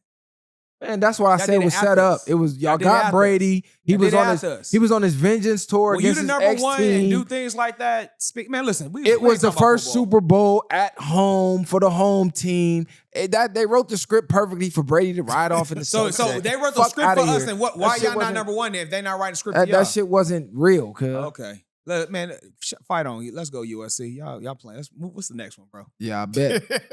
So, hey, when the Rams lose, we gonna talk football real hard after this. I'm telling you. I'm not tripping. We could lose as long as we make it to the playoffs. We're and going to make it to the playoffs. ship. No, I'm y'all not content. making it to the bro. Make it to the ship is far fetched. How y'all gonna make it to the ship? Just remember this episode. Listen, bro. I'ma come back, clip it up, and all that. Hey, what y'all think about that? Was that facts? The black soldiers removed from World War II, Memorial sparks fury from family. Y'all seen that? Y'all Cut want get to to ask that? some shit none of us researched on. It was in the group, nigga.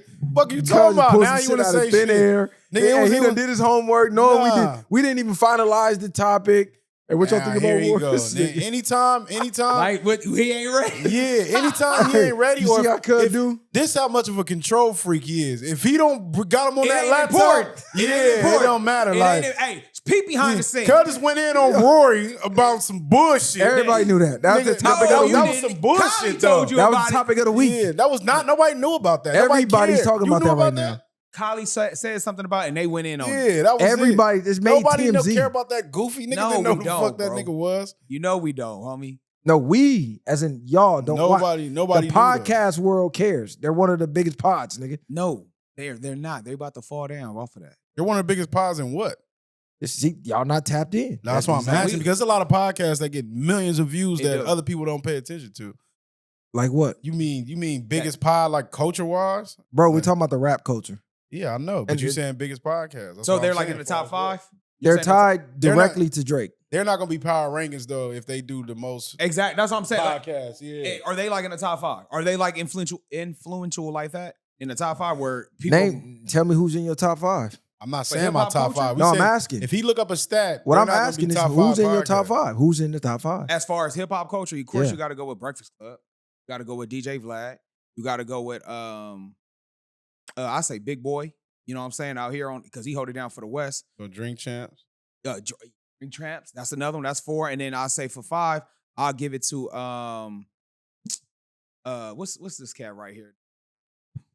No Jumper. I'll give it to them.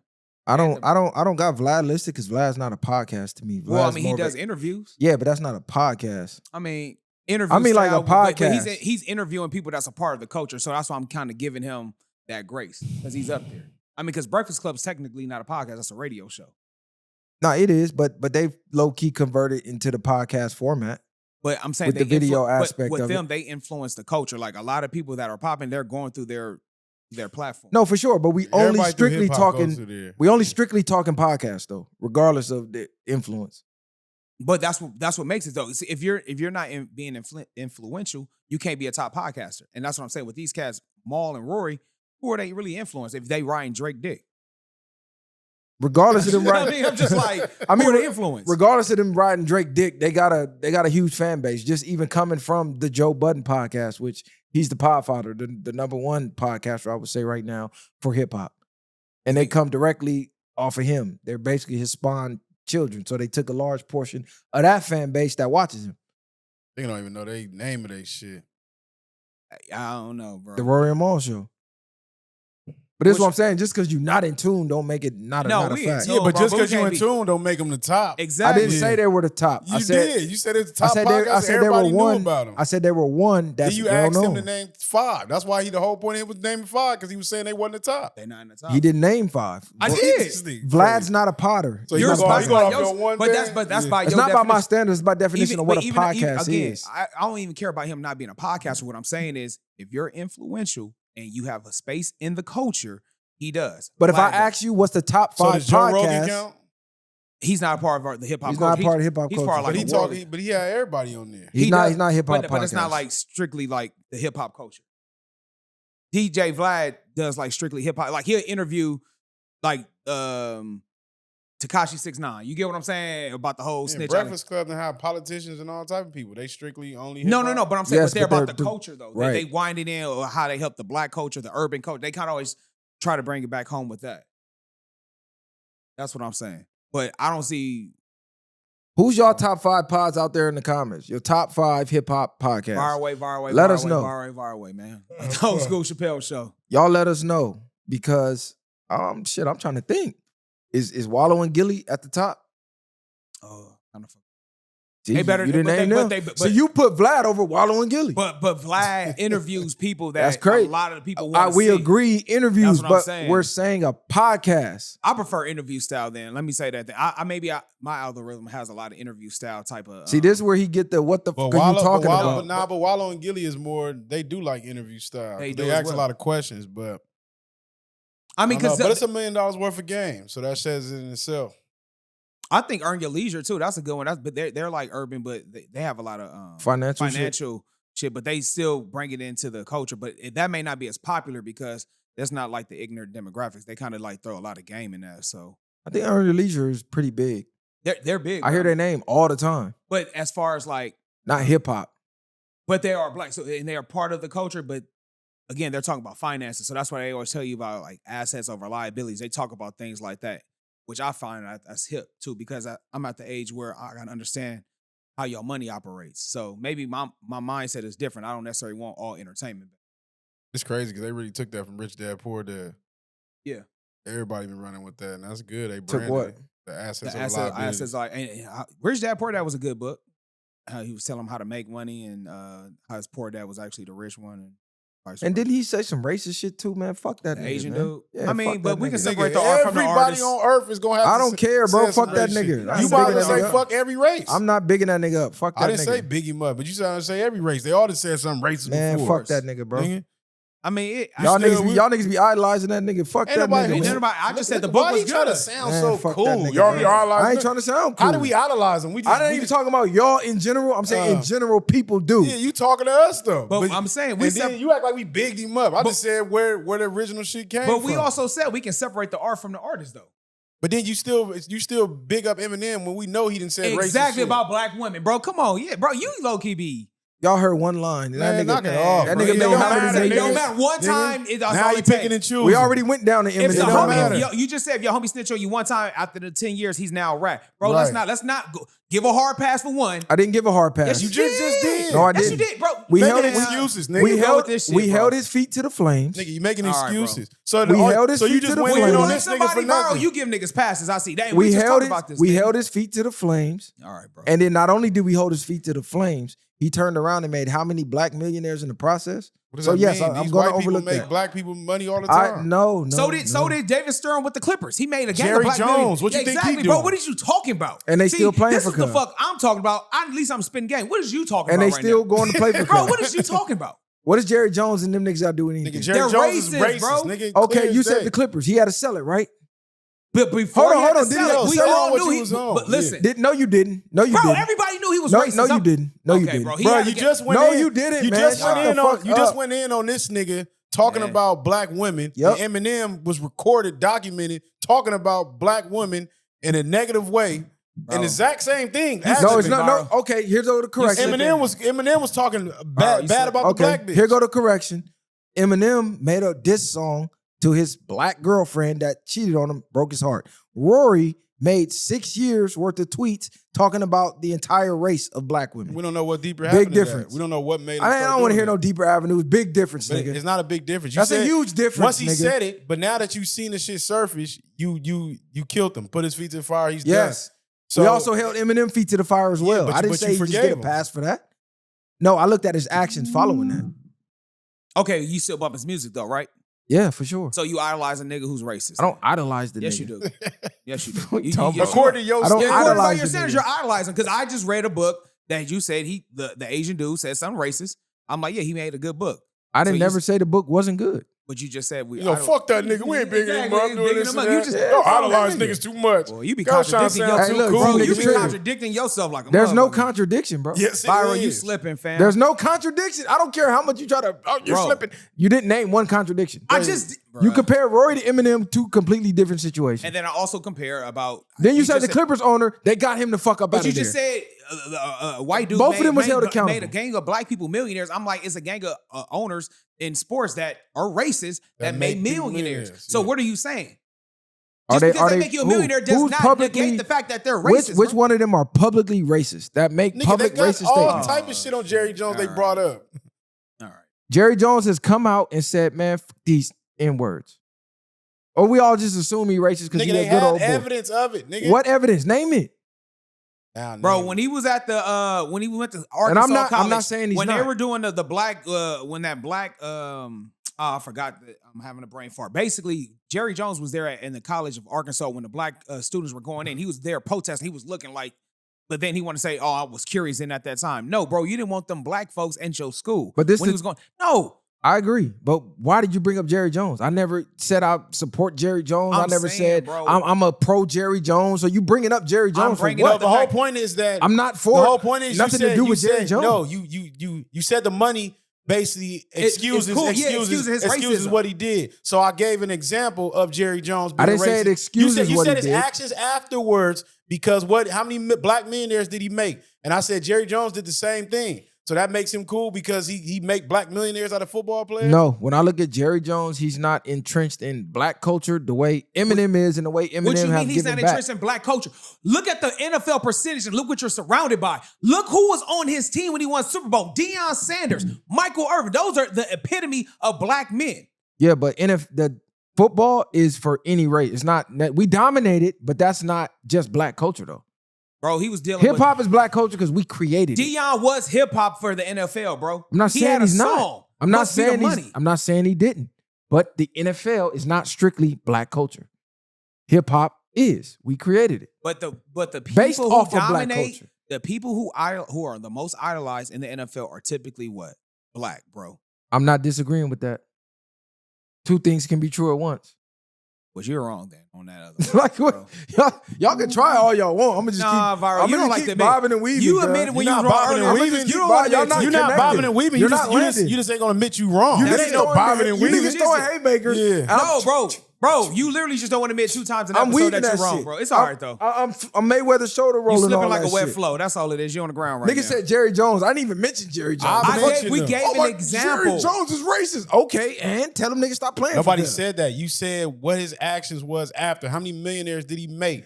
So that made him cool because he can be racist. It wasn't just how many millionaires he money. made. You said how many? That That's was what one. you That was said. your main point. You That said look was how many one black example. millionaires he made. I'm looking at his actions after. Yes. I don't care what the fuck he said. He's cool. Yeah. But then you go in on Y'all this. niggas This crazy. Hey, Viral, you full of shit Y'all right for now.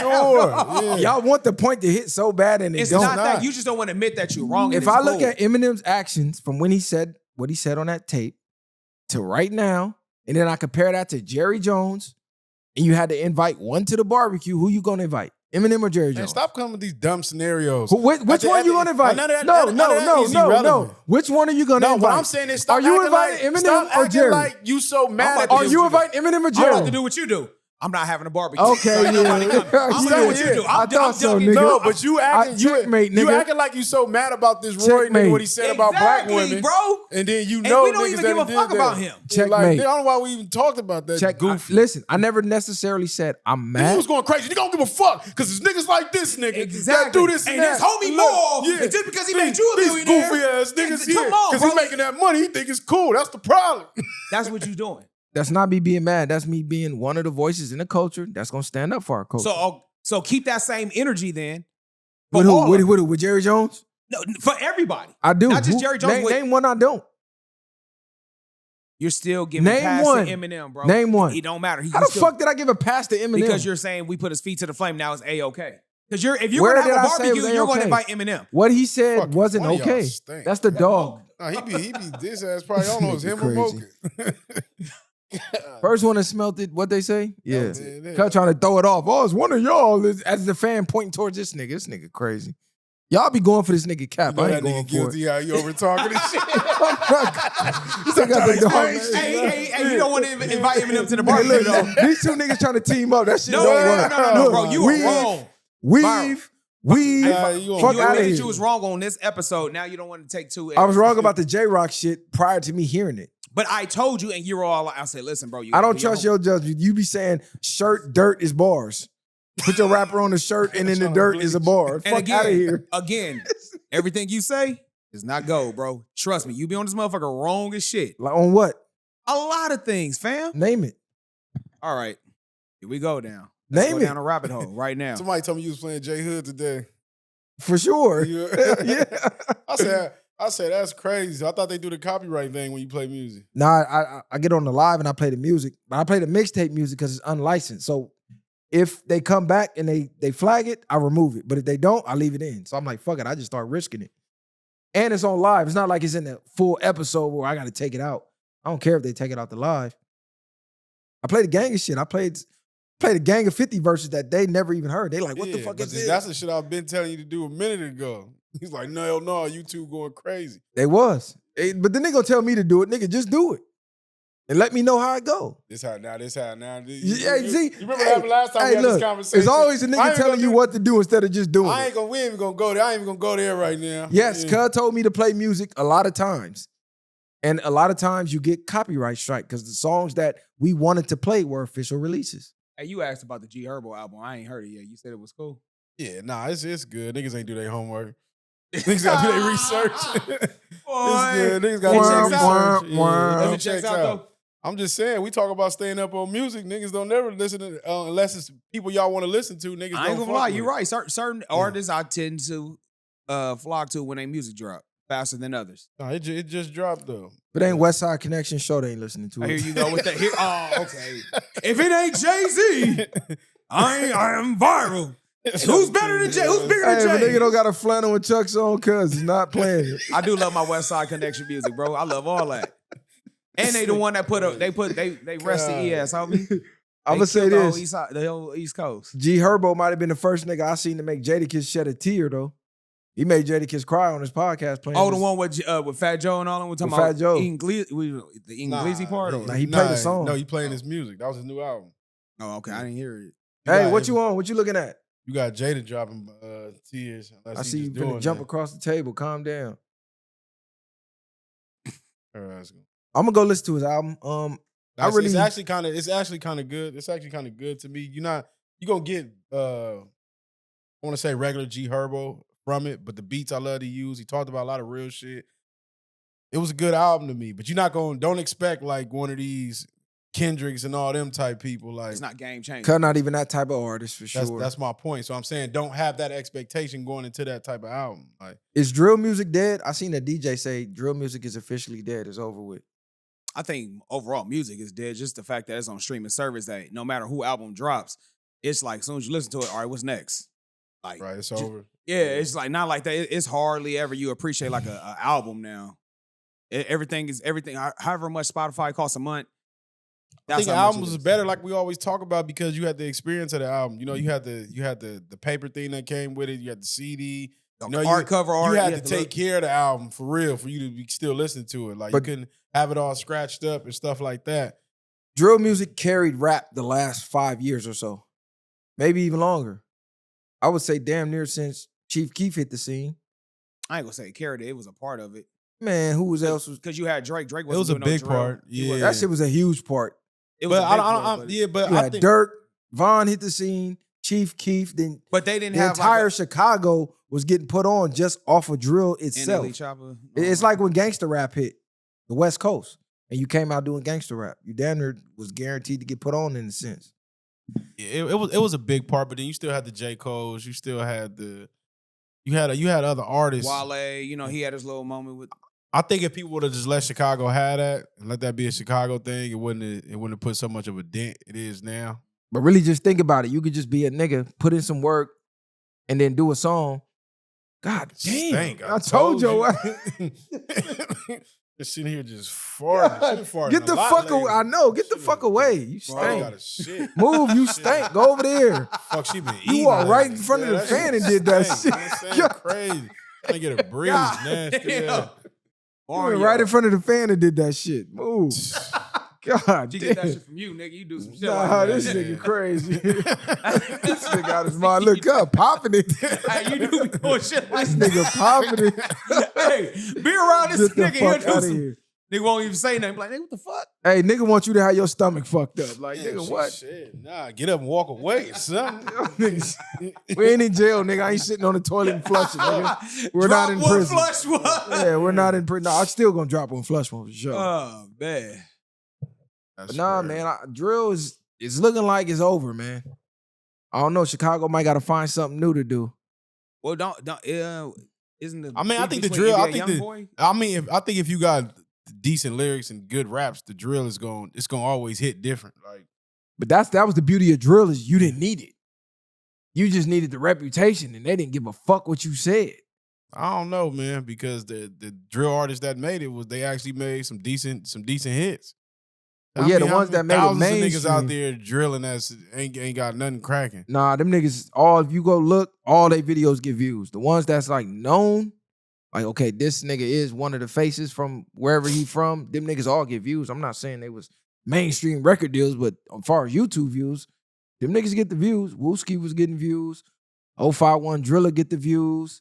Bezu was getting views. Like, niggas was telling 051 Melly to rap and couldn't even rap. Just because his reputation. Yeah, like, nah, that's because they want to know the stories that these niggas telling on themselves. Exactly, bro. They want to Take follow the it, bait. nigga. Y'all, we want to hear from you. Yeah. and What you that's- say? Exactly. That's what I'm getting at. That was the beauty of drill. I don't know Now if it that's seems I like they don't know. care. Wasn't no Like, beauty in that. They Yeah, destroyed it. maybe Yeah. because I grew up listening to West Side Connection. You don't talk about your dirt, bro. bro, that shit long gone. Everybody I talking mean, about it. you can tweeting talk about it, but you don't posting got a about it. name. They going too far with the names and everything else. It's just like, you see what happened. You see the results of that. Hopefully they free Dirk, man. They keep denying him. They say they ain't even really got nothing on the nigga. Besides niggas saying they snitching on him. Yeah, now if they got that, it's bad. But Just outside like of that, Tory Lanez, he just got denied his appeal, so his 10-year sentence is intact. He got to do that whole thing. that's crazy. You see how fast they forgot about that nigga? Cuz got blasted. He was in the media for a second. It was over. Yeah, Back- all it is entertainment. out of sight, bro. out of mind. Yeah, for real. But the fact that to know all that information and him get bust on like that and not get out, like nigga almost lost his life. Lost his life. That's why they like, okay, we see she lied, but yeah, you still finna do that 10, big dog. And man Damn, out and here that's the living type our of shit we best be life. talking about. So many innocent people doing time. Man You know out what here I mean? living our best life with the basketball player Klay Thompson and like, Ain't that crazy? man. Like, how could you fuck with a bitch who did Y'all that? seen Clay try to step up for her? Cause they basically called her a P. Nah. Patrick Beverly and them, you know, they be doing their little podcast stuff. He's like, how would y'all feel if I got at y'all wives like that? But I think it was, what's the white chocolate? What's my nigga name? That was hard. Jason Williams? Jason Williams. Uh-huh. Yeah, they was on the pod. He was basically saying like, They was talking about why Clay so trash right now, like because he got that on. Yeah, and that's what he was saying. Like I ain't saying it, but I'm saying it. You know, you got. I mean, she draining his energy probably. I mean, I ain't mad at him. Shit. I mean, he loving it, but I guess he's saying he out of his prime now. I just think Clay. I think he been sick since Golden State got rid of him.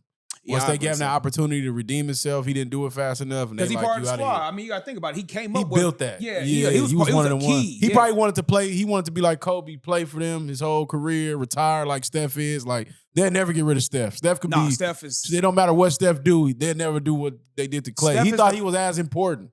Yeah, Steph is the face of Golden State. Like, he's the guy he's the pinnacle. Yeah. Ain't no, everybody got that.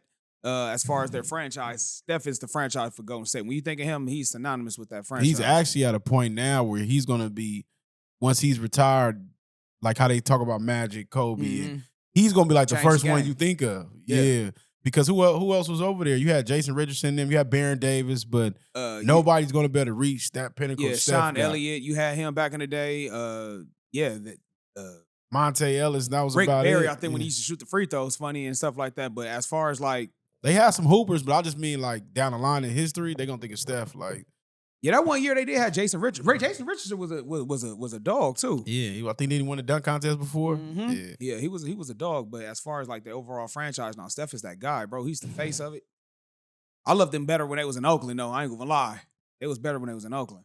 Nah, they was. They just taking everything from over there. Man, Oakland, they lost the A's, they lost the Warriors and the Raiders. They said they just smoked the coach or something in Oakland. Y'all seen that? They out there tripping. Hey, shout out to Wale. He just dropped some fire too. Wale just previewed some music and it sounded dope. It sounded good. Wale always been underrated to me. I never really tapped in on his albums, but the few songs I heard, Wale be doing his shit, cuz. I ain't gonna lie. Shout out to Wale. He definitely doing his thing. What did he drop it on? A Jadakiss show? I think the Jadakiss Fat Joe show or something like that. Getting all exclusives. They said Lil Baby didn't went in on Gunna and Offset. I don't even know what the fuck is that about. They came up together. I don't know what the Offset shit about. They keep speaking on Cub probably.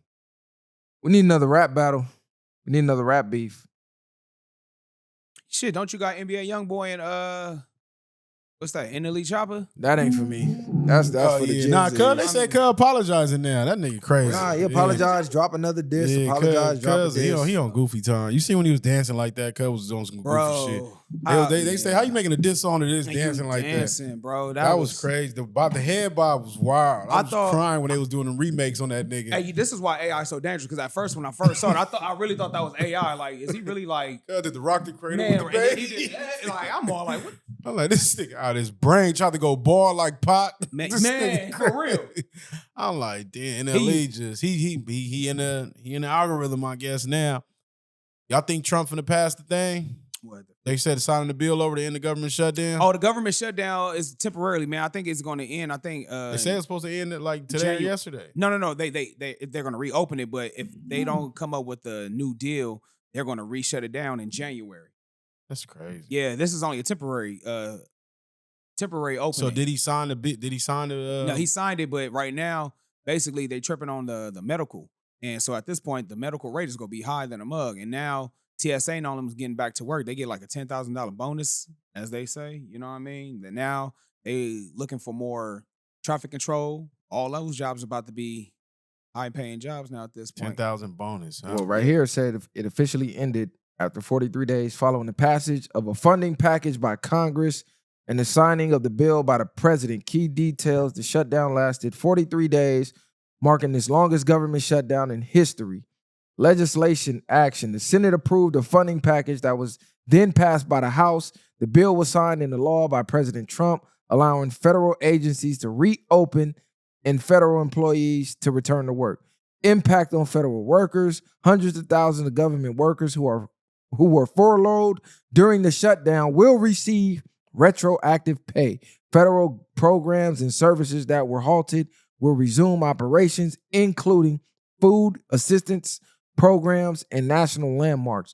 Political context. The shutdown was a result of political disagreements over funding and policy issues, particularly regarding healthcare tax credits. The resolution involved negotiations that saw some bipartisan support, Although significant partisan tensions remain evident in Congress, this result allows the government to function normally again, alleviating the disruptions caused by the shutdown and restoring services critical to many Americans. What I think jump-started this, a lot of the government employees said they were going to resign.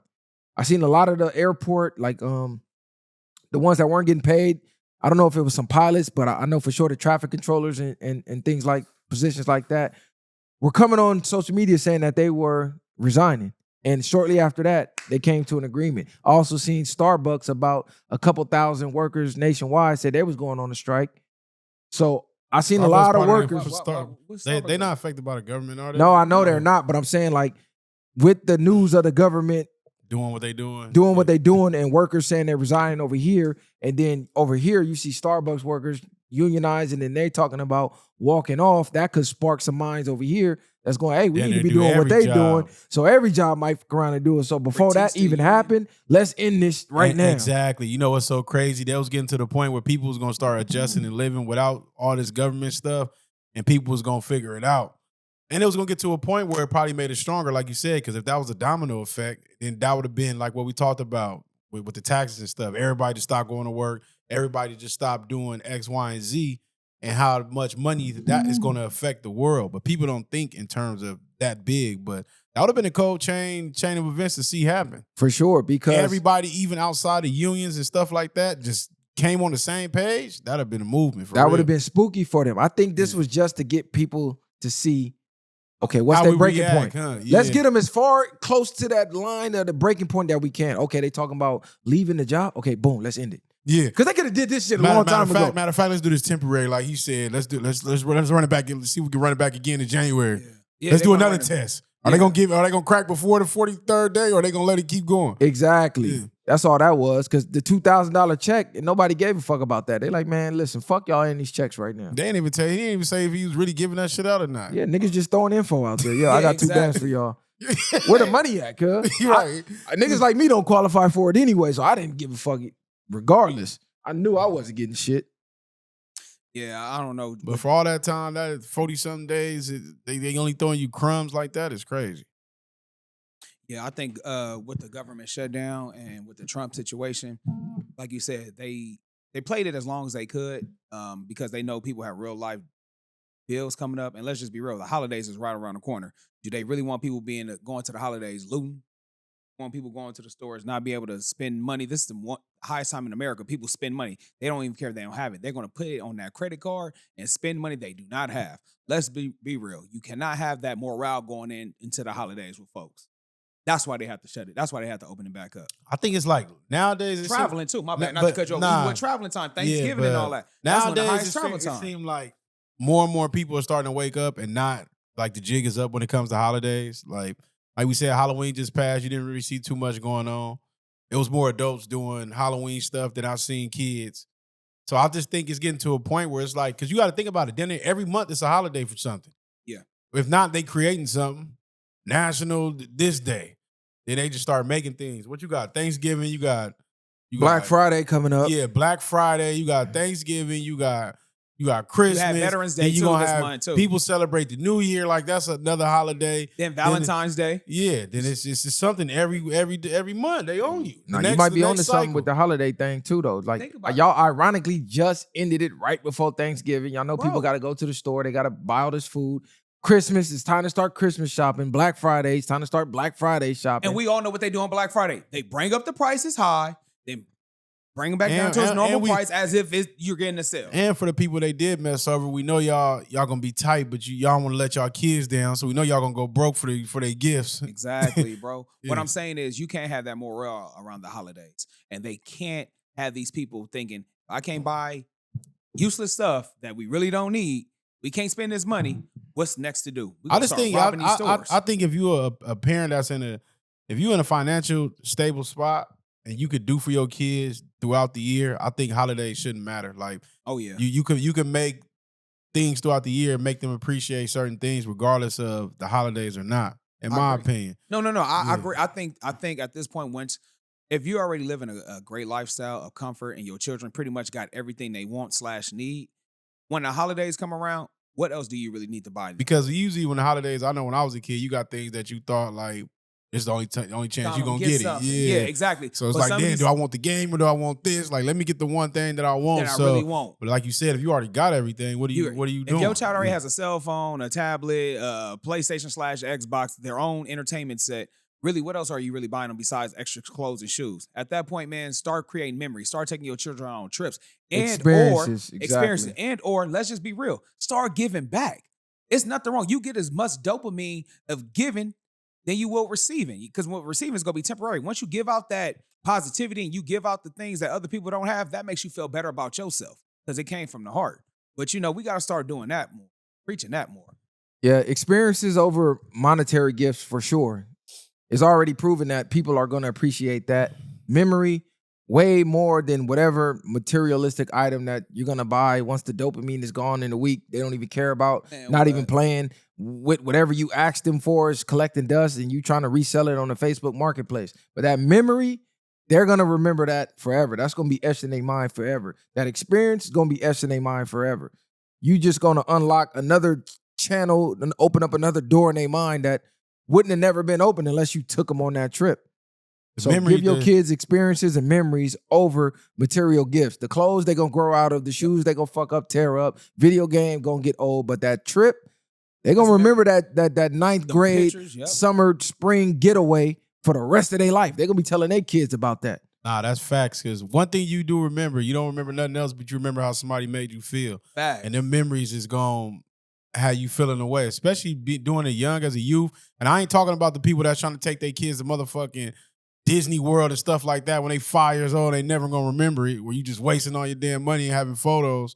But outside of that, experience is key for sure for everything, really, at this point in your life. Because what else you got besides that if you ain't making memories? That's what we can't take none of this with us once we go 6 feet deep. That's all I'm saying. You dig what I'm saying? Only thing we gonna have is memories, and then let's just be real. You die twice. The day you die, and then the last day somebody remember you of your memory. You die twice. So you got to create as much memory and legacy as much as you can while we're here on this earth. You dig what I'm saying? No, that's so you gotta be legendary. You have to be legendary. Like even at least with this podcast, this will go live forever out in the universe. So we're doing something to build our legacy. That's what the point of living is. If once you die, you're physically done. There's nothing else more we can do. Till the last person remember your memory, that's when the day you die again. Because ain't nobody else gonna speak about you or talk about the accomplishments you've done.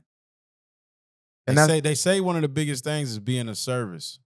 If you notice, I think we talked about this before, and they say that's basically like the rent you pay while you're here on earth. How much can you be of service? That's why I remember we didn't have them conversations. We was talking about people being useless or feeling like they can't be used. It makes no sense. Everything you do in life, you have to be of service. Right now, we are giving you a service with our minds, maybe our hearts, our thoughts, and everything else, and our beliefs. This is a service. When you go to work, you're being of service. No matter what you do to your kids, to anybody, you're going to be of service unless you just like what's that? A gum stain on the street or something. You just stuck under a rock. If you can't be used, you're useless. Nothing wrong with being used. There's something wrong with being misused. That's where people get confused. They don't want to be misused. But if you can't be used, why are you around? That part.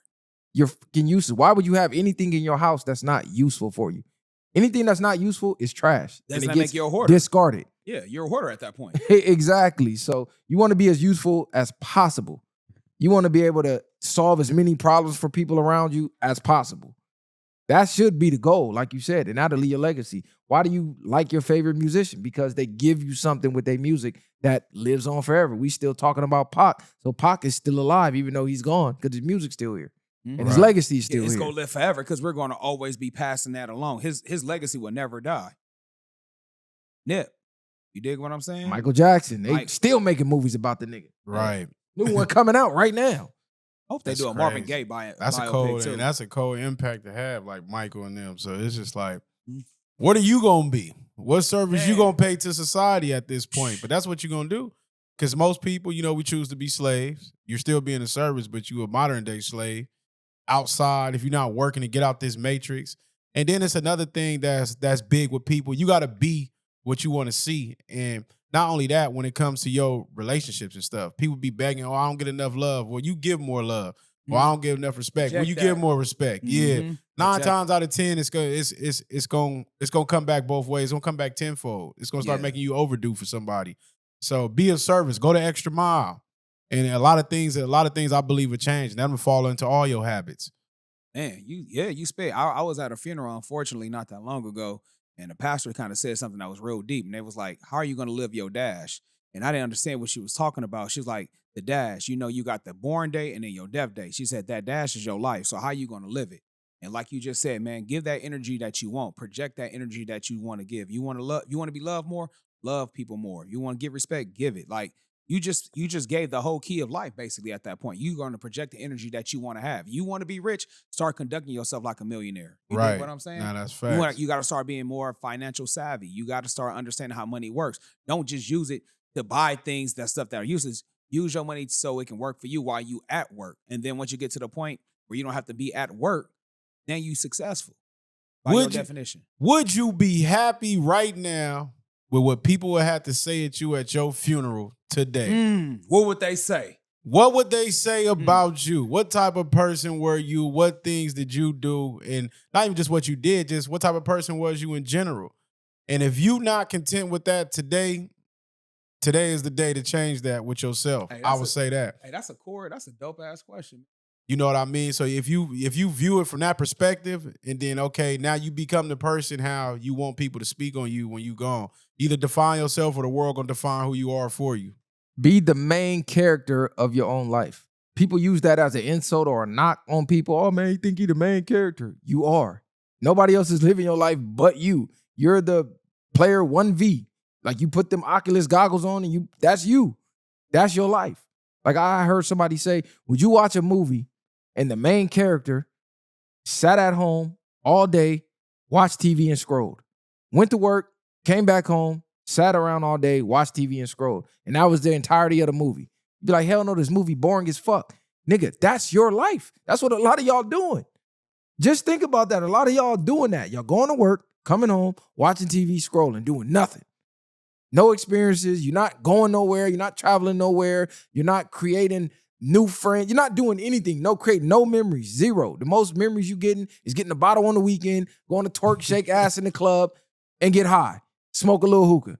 And that's the entirety of your life. What do y'all think the key is for the people that are afraid to take those risks, or they just in a situation where they might have screwed themselves early on, and they probably had kids, feel like they can't do nothing, or just not bringing in X amount of dollars? Because you damn near got to have 3 or 4 incomes if you don't have a high paying job at this point. But so that's a loaded question, because even if you just say if it's a woman that's low income, well, not woman, just say if you're a person with low income and you got kids, you already know you're going to get a big return. So start taking that tax return money instead of buying some BS. Right. Start using it as experience. Start breaking out those fears. Even if you're afraid to travel, say if you're afraid to take far flights or you're afraid of large body of waters, start off with the little things. If you don't want to go on a cruise because you're afraid of water, shit, get on a speedboat around Long Beach for a second. You know what I'm saying? Get on the jet ski. Do something. It's still an experience. Experience is small. Start small. Crawl before you walk. And that's all I'm trying to get at. But I wanted to ask y'all this, though, because you kind of said, I don't want to say funeral, but what is 3 things you think people think about y'all core character when y'all back is turned? So if they couldn't hear you, what do you think people really think about you? I'm going to be honest, I don't really think about it. I don't think about it either. I'm going to keep it G. Everybody, I feel like it's their business. I'm going to keep it honest. Everybody going to have a different view of you depending on their experience with you. So I don't really think about that. I just do what's honest to my core. And then however you perceive it, that's on you. That's not for me to even try to figure out. It's just I know what I did and my intentions was in my soul. So whatever. So one thing. So it depends. What you mean? What are your 3 intentions that you want to show the world who Viral is? I got to really think about that. I'm going to say integrity for sure. Integrity, I'm going to say being your true authentic self. That's one of the biggest things. Be your true authentic self, and how to be an independent thinker, how to think for your own. Because most of the problems that we all have, no one knows how to be themselves. What comes with not being yourself? Conformity. What comes with conformity? Being a follower. What comes with being a follower? You follow the sheep to the slaughterhouse. So one of the biggest ways we can break the chains is knowing yourself. Know thyself. Be one with yourself. Integrity. You gotta have integrity. Half this that's going on, the shit that's going on in the world, people lack integrity. Soon as your back is turned, people putting a knife in your back. I could leave a stack of $1 million right here on the table, and I could leave, go wherever. I wouldn't think y'all would take $1. It wouldn't even cross my mind that y'all would. It's how many people in your life that you can trust with something like that, or trust around your wife, or trust around your kids. Yeah, that's a small few in the zone. Yeah, for sure. Exactly. But if you had a community like that, imagine what y'all could build. Most people don't build because they don't trust the person standing across from them. It's crazy. It was like that in Saudi though, because I was like, damn, it was late, but all the kids was running around. They basically was like, well, everybody was watching everybody kids. Like they somewhere Old around school here. way. It was like, I don't even care. They in the park, but I mean like, they running up on them like, damn, where y'all parents at? Kids this big, but they all together, but they know they live and understand through the same morals and beliefs. You know what I mean? Their culture is one. So they like, nigga, by our culture base, these are things that we do out here. Like, that was cool though. It's like my kids ain't in no danger because we got certain morals and ethics that I wouldn't even think that.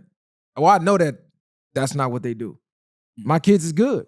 Just like when you used to be on the block and then your mom was friends with the neighbor down the block. She knew It was different straight. back then, because even back then, moms, neighbors, and things like that can basically put their hands on me, and they wouldn't even question the neighbor why they put their hands on me. It was, you must have did something. You had to, because she wouldn't just do it for no reason. Exactly. And she would let my mother know that she put hands on me because this, and this, and that. And guess what? When I got in that house, guess what you think happened again?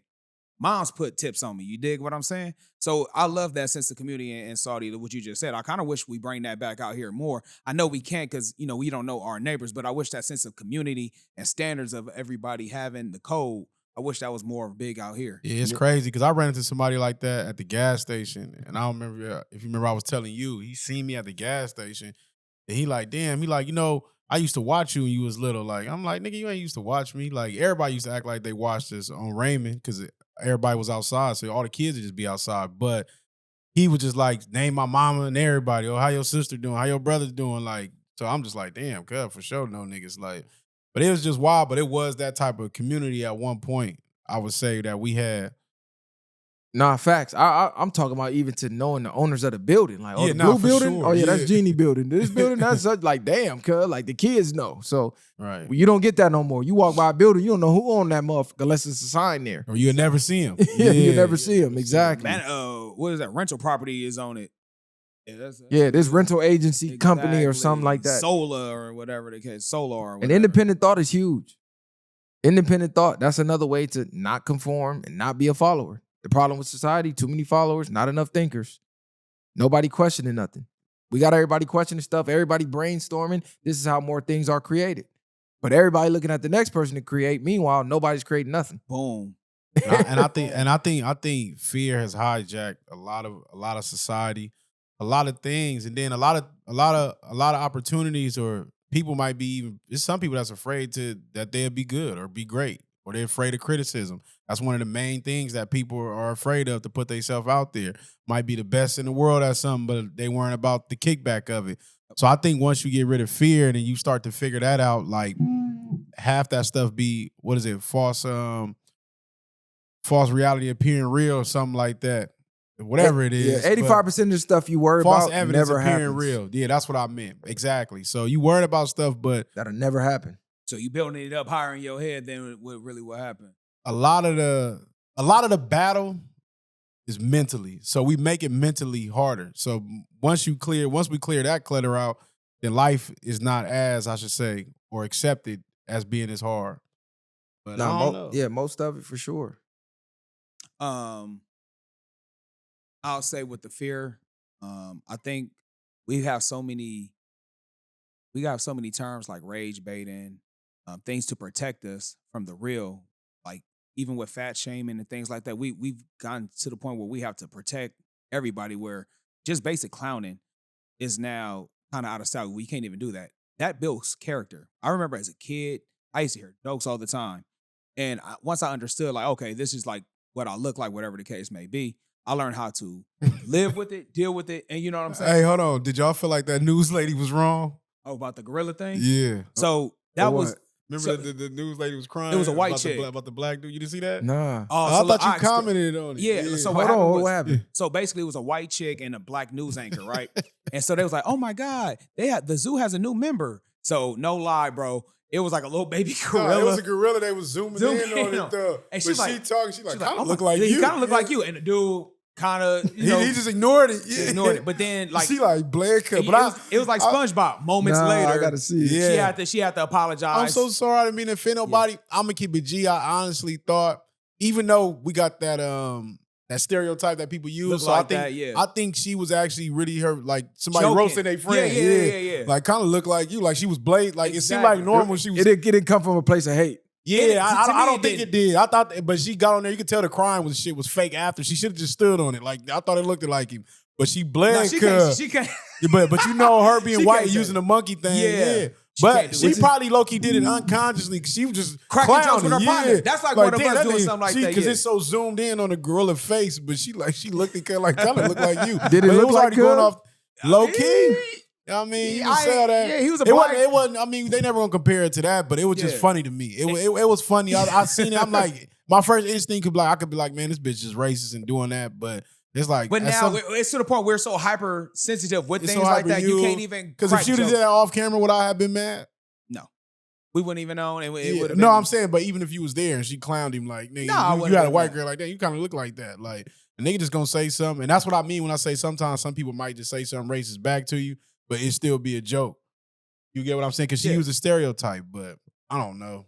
Did roasting build character or did it build lifelong insecurities? 'Cause Nah, I know people that Something still that got to this nigga. yeah, it builds character, bro. No, what I'm saying is I know a lot of people that they're still insecure about shit they was roasted about as kids, especially females. Nah, for sure. Some Yeah. people are now. They living with that shit. Females for sure the highest. I just think it depends on the person. 'Cause It's it like I think it's person to person. Because some people some things can still bother you. Like I don't know. I don't. Cause you remember them shows on MTV like Face Your Bully, Yo and then Mama. people be 40. Oh, you in the 3rd grade? You talked about and that me up even till now. I They deal said with that old. Remember that old dude waited on somebody that used to get bullied, and he smoked a nigga at like 80 something. That's Went to what jail for life. He waited. Said he waited all that time for his revenge. But on the flip side, you say that, but then they had shows like Your Mama where they get on there and roast each other for the whole 30-minute episode. Yeah, but what I'm but saying is he's they've even saying- done studies where a compliment, you forget about that in a couple days, where an insult, that should stick with you for years. Of course. It's It's kind of stupid psychology because it's like the female that can't get over the nigga that did the worst to her. Mhm. You know what I'm saying? It's like all these people or whatever, or even the person you dealing with, you still thinking about the nigga that did you dirty. Like, I so I feel think it comes to a lot of that stuff, like psychologically wise. Some people get over it, some people don't, because it do make you tougher. Because it's like the people, it's like the trolls. They could troll you in here all day. Eventually, you'd be like, what y'all ain't said nothing I ain't heard already. And so, that's where I was just about to say. I feel so with the girls. I think you're right. I think girls, they're a little more emotional and sensitive at that age. So their beauty is their everything. That's what they hear since they're a little baby. But with boys, I feel like amongst friends, I think it definitely builds character. I feel like I haven't heard all the jokes, especially hairline. You get what I'm saying? I hear them all the time. But at the end of the day, am I going to stop getting a haircut, or am I going to go wear a hoodie everywhere I go? Nah, you got to learn to live with that and deal with it, bro. This was a part of the study that I seen. So they say the reason insults stick with you for years is because the brain's emotional alarm system, which flags negative experiences as threats to survival, locking them into long-term memory. This creates a strong, lasting emotional response, while compliments don't trigger the same survival circuits and are merely forgotten or more easily forgotten. So why insults have a stronger hold? The brain's survival instinct prioritizes protection over positivity. When you're criticized, it triggers a strong stress response and memory consolidation, effectively wiring the experience into your mind to help you avoid future harm. Negativity bias. This is the brain's tendency to focus on and remember negative information more vividly than positive information. Insults activate this bias powerfully, while praise does not produce the same emotional intensity. That would explain why negative content spreads faster than the positive content. Yeah, but Neurochemical I response. don't know though. Insults can cause a stronger emotional and hormonal response, linking the experience to the brain's survival instincts. Long-term storage. A harsh comment is more likely to be replayed in your head for years, like I was just saying, because the brain has flagged it as a critical survival-related memory. Yeah, I think it's some truth to that, but I think still at the same time, that only bothers people when they accept it as their truth. Like if they believe it. Somebody might could do something. Like you said, you can get to somebody in traffic and they can say all type of shit. I probably ain't gonna it's just gonna have me hurt or sick. I think it's more so because you trained your mind to be able to do that though. But before you did the mental work, I was gonna say, what about the times like a school or a place where you can't run? You're not gonna avoid them. You got to constantly see these people. That's probably why, because it's constantly kind of being said to you over and over again. No, I mean like just period. Like let's say you went all day getting compliments. Then that one insult out the day, you're gonna forget every compliment you got, and you're gonna focus on that one insult. Because now you're trying to figure out why this person insulted you after you getting complimented all day. Them is already deeper insecurities, in my opinion, because now you looking to be accepted, or you feel like, or it's some truth to what they saying, or it's a lot of layers to that that's already intertwined with that person. This is why the negativity can kill them off so easy. But see, they saying the brain identifies that insult as a threat, which is why it alarms that system in your mind to, okay, we need to be alert about this. So the next time I hear it, we alert, we can protect ourselves. Whereas it does not trigger a compliment as a threat. Yeah, but I just think, like I was still saying, I still think it's person to person, because what is it, sticks and stones and all that shit. You know what I mean? They teach you, because you can hear something from somebody and know that it's disrespect or a threat, but not feel like alarmed inside. You know what I'm saying? I agree, because again, somebody who doesn't like you, if somebody's just being a hater, I'm not going to even take that. That ain't going to be no sweat off my back, bro. I think that takes training though. I don't think as a kid we was thinking that way. Of course not. But after so many negativity coming your way, you learn how to block the more severe ones and the light ones. Yeah, but that comes with training. Like you train your mind to be able to ignore that type of stuff. Course, just like you said with the trolls. Most people when they start content, them trolls fucking their ass up. They never heard this type of shit. Then after your third year, second year doing content, you like, I done heard everything. But don't you think what I'm saying is if we bring back shaming and things like that, you will have a thicker skin to deal with that. You won't be so insecure or be so heartbroken once you finally hear it.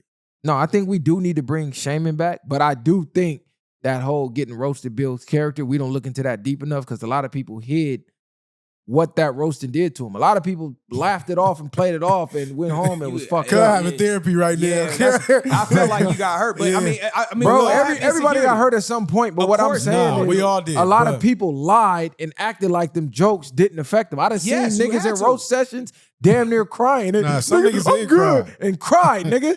Yeah, because they roasted, but it's deeper than just getting roasted. It's roasted because the nigga, they know they living probably crazy. Shoes probably really fucked up. Everybody, the nigga soul. Nigga coming to your house, nigga know you, nigga know y'all doing bad. Like, so, nigga, it's deeper than just him getting roasted. Yeah. If he was getting roasted and was a millionaire, he wouldn't give a fuck. Of course not. But he getting roasted and it's true. Yeah. It's true. It's so much it's millionaires that get roasted and they still feel that shit. And they feel the need to go validate themselves. One. Man, you see these niggas online crashing out, nigga, trying to prove themselves to the people, and you like, nigga, you rich. Why you on this motherfucker trying to prove yourself? Well, clearly they need some insecurity to over. Tyrese on the internet crying every other week. But he crying about his kid. Well, nigga, that first time, like, man, come on, bro, that ain't nothing to do with the insults. It's a lot of these niggas that we done seen on the internet looking for validation, and they rich. Who? Y'all niggas crazy. No. I'm just. You don't see no celebrities on Instagram looking for validation. I'm not saying about it. We not talking. We said that's rich, though. But y'all changing the whole thing. The whole point was 90% of the women roasted. Is looking for the validation. They rich as hell still posting thirst traps because they still need thirsting for the validation. But that's women. Same with the niggas. Niggas doing money phones and all type of shit looking for validation. You think they looking for validation or they just showing their success because they ain't never had it? Looking for validation. I want to show you so I can get validated. So you can say, damn, you got a lot of money. Damn, you balling.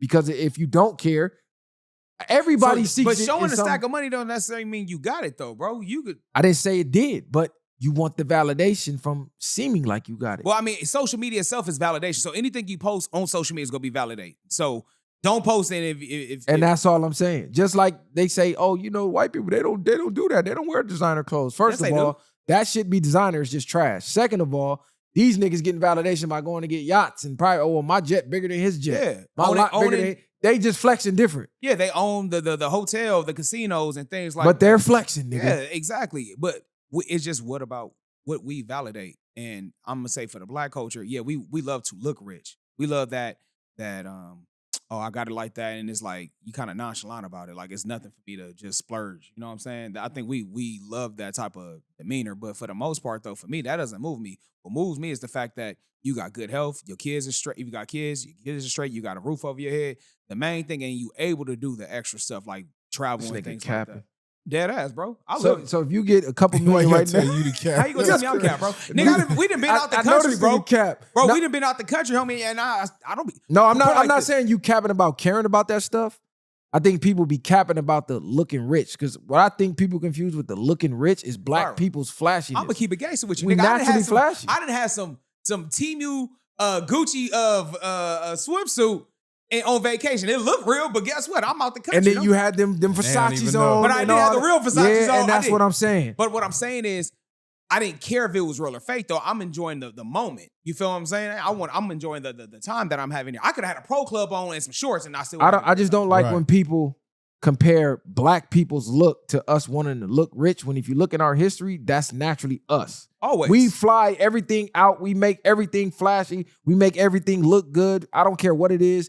Ear gauges, face piercings, face tats. We are the epitome of what flash is. That's just us. I mean, even the kings in Africa, but they had it- big. Mansa Musa running around giving gold out. Like that's just us, bro. We wore the elements. We wore the Is it diamonds. a such thing we as wore the overdoing gold. it? I mean, it's such thing as overdoing everything. Yeah. You can overdo any and everything. Everything. When has you don't balance. got it and you're going broke to look like you got it, okay, now you're overdoing it. You're making bad decisions. But if you got it and I'm showing that I got it, niggas who don't got it want to make you feel But bad once for you reach doing a that. certain status, though, you don't have to show that you got it, though. Like again, That's basically that's basically But what says they who? that's basically what they be getting at. Says I guess the people with money, But they do it too. I know, You I- just I- do it in a different way. Nigga, I you know. pull up in your 5 football field yacht.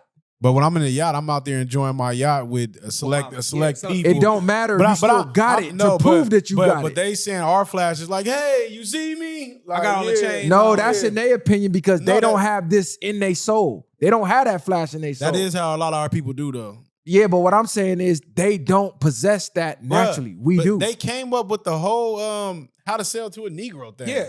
And when we seen that, because everybody- they know what's in no, us. this not These let niggas me- is I naturally know, I flashy. understand that. No, the So whole this is how you get it. They you know, like to look good. They like to be damn, nice. let me get a point off. God damn, this nigga just want to talk all the time. The whole point of that was everything they went in there for was for somebody else. It wasn't even about being flashy. Oh, I'm gonna get some new plates. Oh, Barbara gonna hate these plates when I get these. Or I'm gonna get a new couch. I'm gonna get a new couch so everybody can see my couch. Like that's more like what they're saying. Our minds is psychologically sometimes to the point where you look crazy because that's how they looking at it. Man, I'm not pinpointing that on just us because they do the same fucking thing. I'm gonna get this yacht because it's finna kill off such and such yacht. You saw that yacht he got last week? Oh, this one finna kill him. Well, because you got to realize, man, the money that we have in our community is not as much as theirs. So we tend to be a little more judgmental when someone is showing their money off because a lot of us don't have it. So that's why we're like, damn, why they got to do the most? I'm just not letting them demonize us for what's naturally in us. Before saying it's money wrong. was a thing, we was still flashy. You go back, you look at them tribes, nigga, they still Right. was fly for what was fly back then. Like a lot of the shit they was doing, we're doing now. Or they're doing. Do you feel like Them niggas is doing gauges. Them niggas doing everything them African tribes was doing. They adopting it, calling it punk rock and this and that. No, nigga, that was us. But let me ask you this though: do you necessarily have to be flashy, and or can you just be clean? Because I don't think necessary. You know, you can still be clean and not necessarily be flashy. You can still have a clean, nice, expensive outfit, but it's not flashy. We like being flashy. It's in our DNA. I don't think we all like being. I'm not gonna say we all because I'm not always in the flashy mood. even Okay, when I so got if, it like so that. if somebody drop $1 billion on you right now, you're not never gonna be That's flashy. different, bro. You just had a Billy because now at that point I have access to, And that's all I'm saying is when But you I'm saying- got it, but your put it like flashing this, is gonna put it go like up. this. I'm not gonna have to be flashy every day. I don't wake up like since I got a Billy, I need to be no. I don't think nobody. I'm in gym clothes 90% of the time, but when I step out, I wanna Of be course. right. Yeah, you're gonna have custom clothes. You're gonna look apart. Yes, because now you have to show that okay, when I'm out, my woman's stepping out, my kids is clean. Like I have an image now to show my children. Like, look, now that we have changed, we have to present different. I'm just saying there be a lot of people who don't have the ability to be flashy. That oh man, this nigga trying to be too flashy. That's what's wrong with niggas. No, Like nigga, you you just mad, can't, yeah. nigga. If you had the opportunity to, you would, But you flashy can't. on a budget though. No, what I'm saying is if He's there saying was that's where no the hate come budget from. Yeah. and you Everybody would you be just flashy. had the means, nigga, you would too. You just fucking broke and can't do it.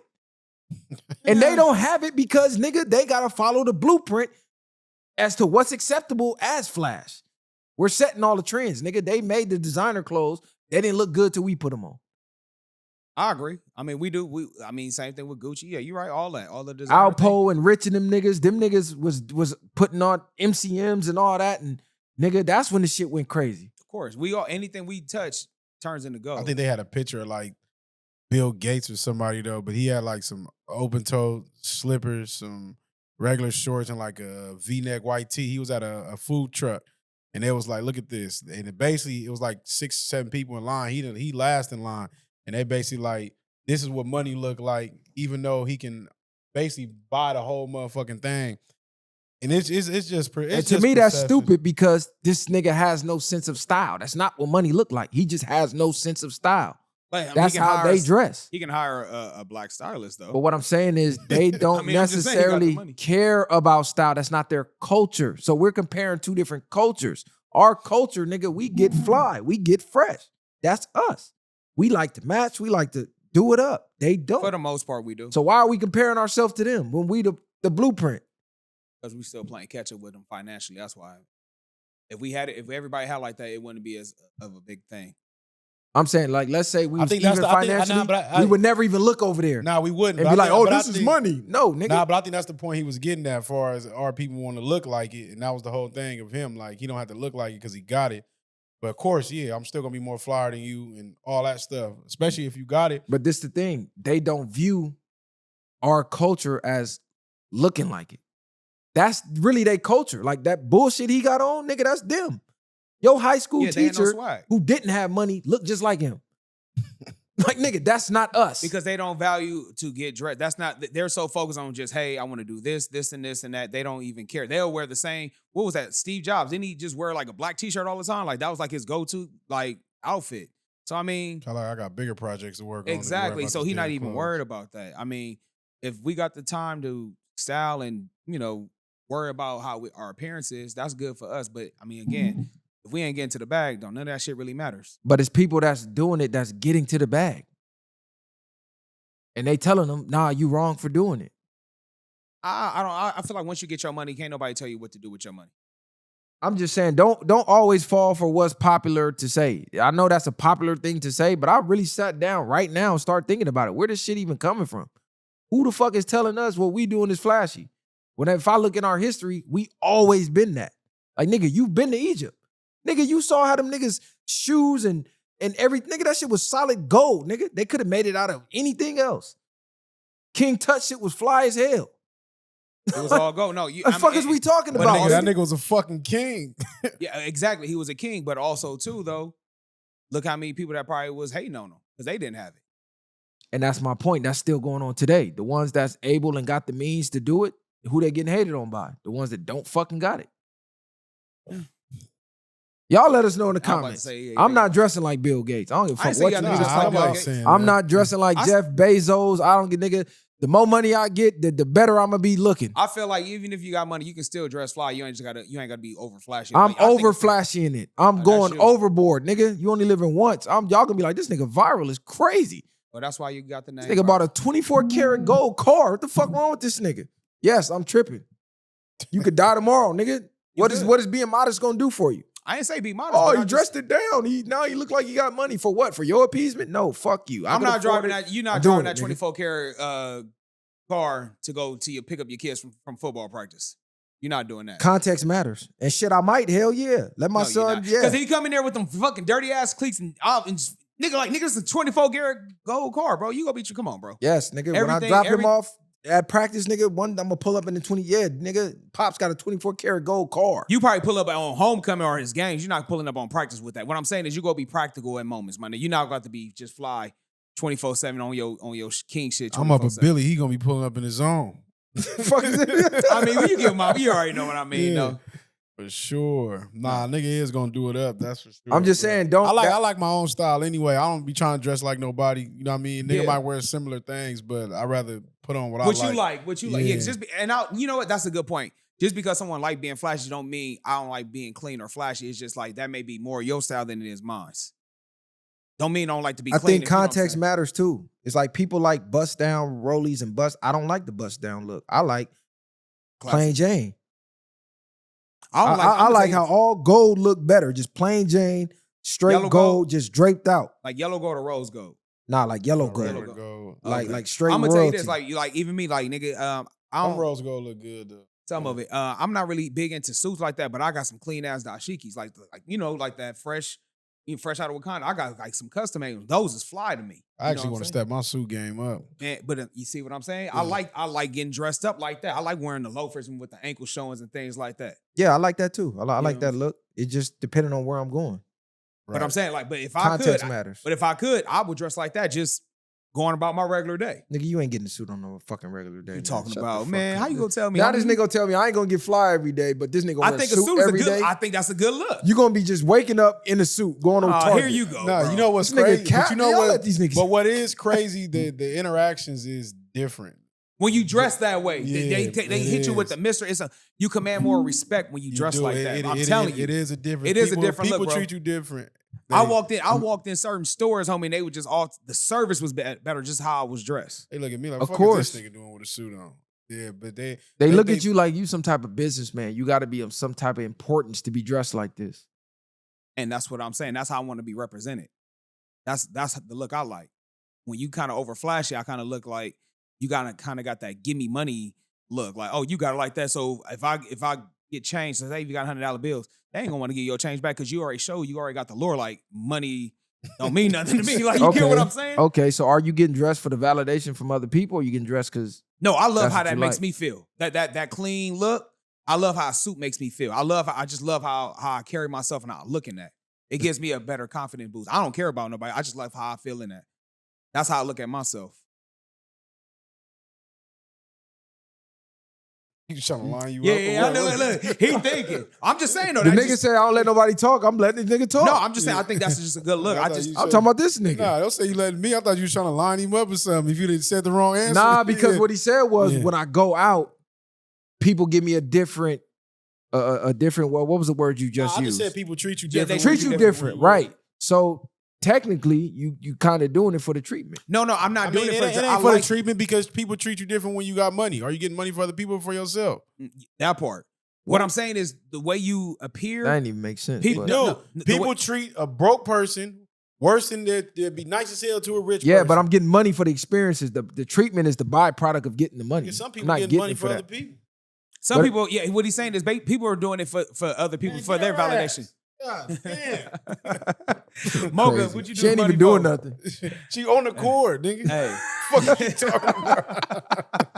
Y'all ain't Nah. petting her enough. hey, let me ask you something. When you wear a suit though, don't you feel the difference though?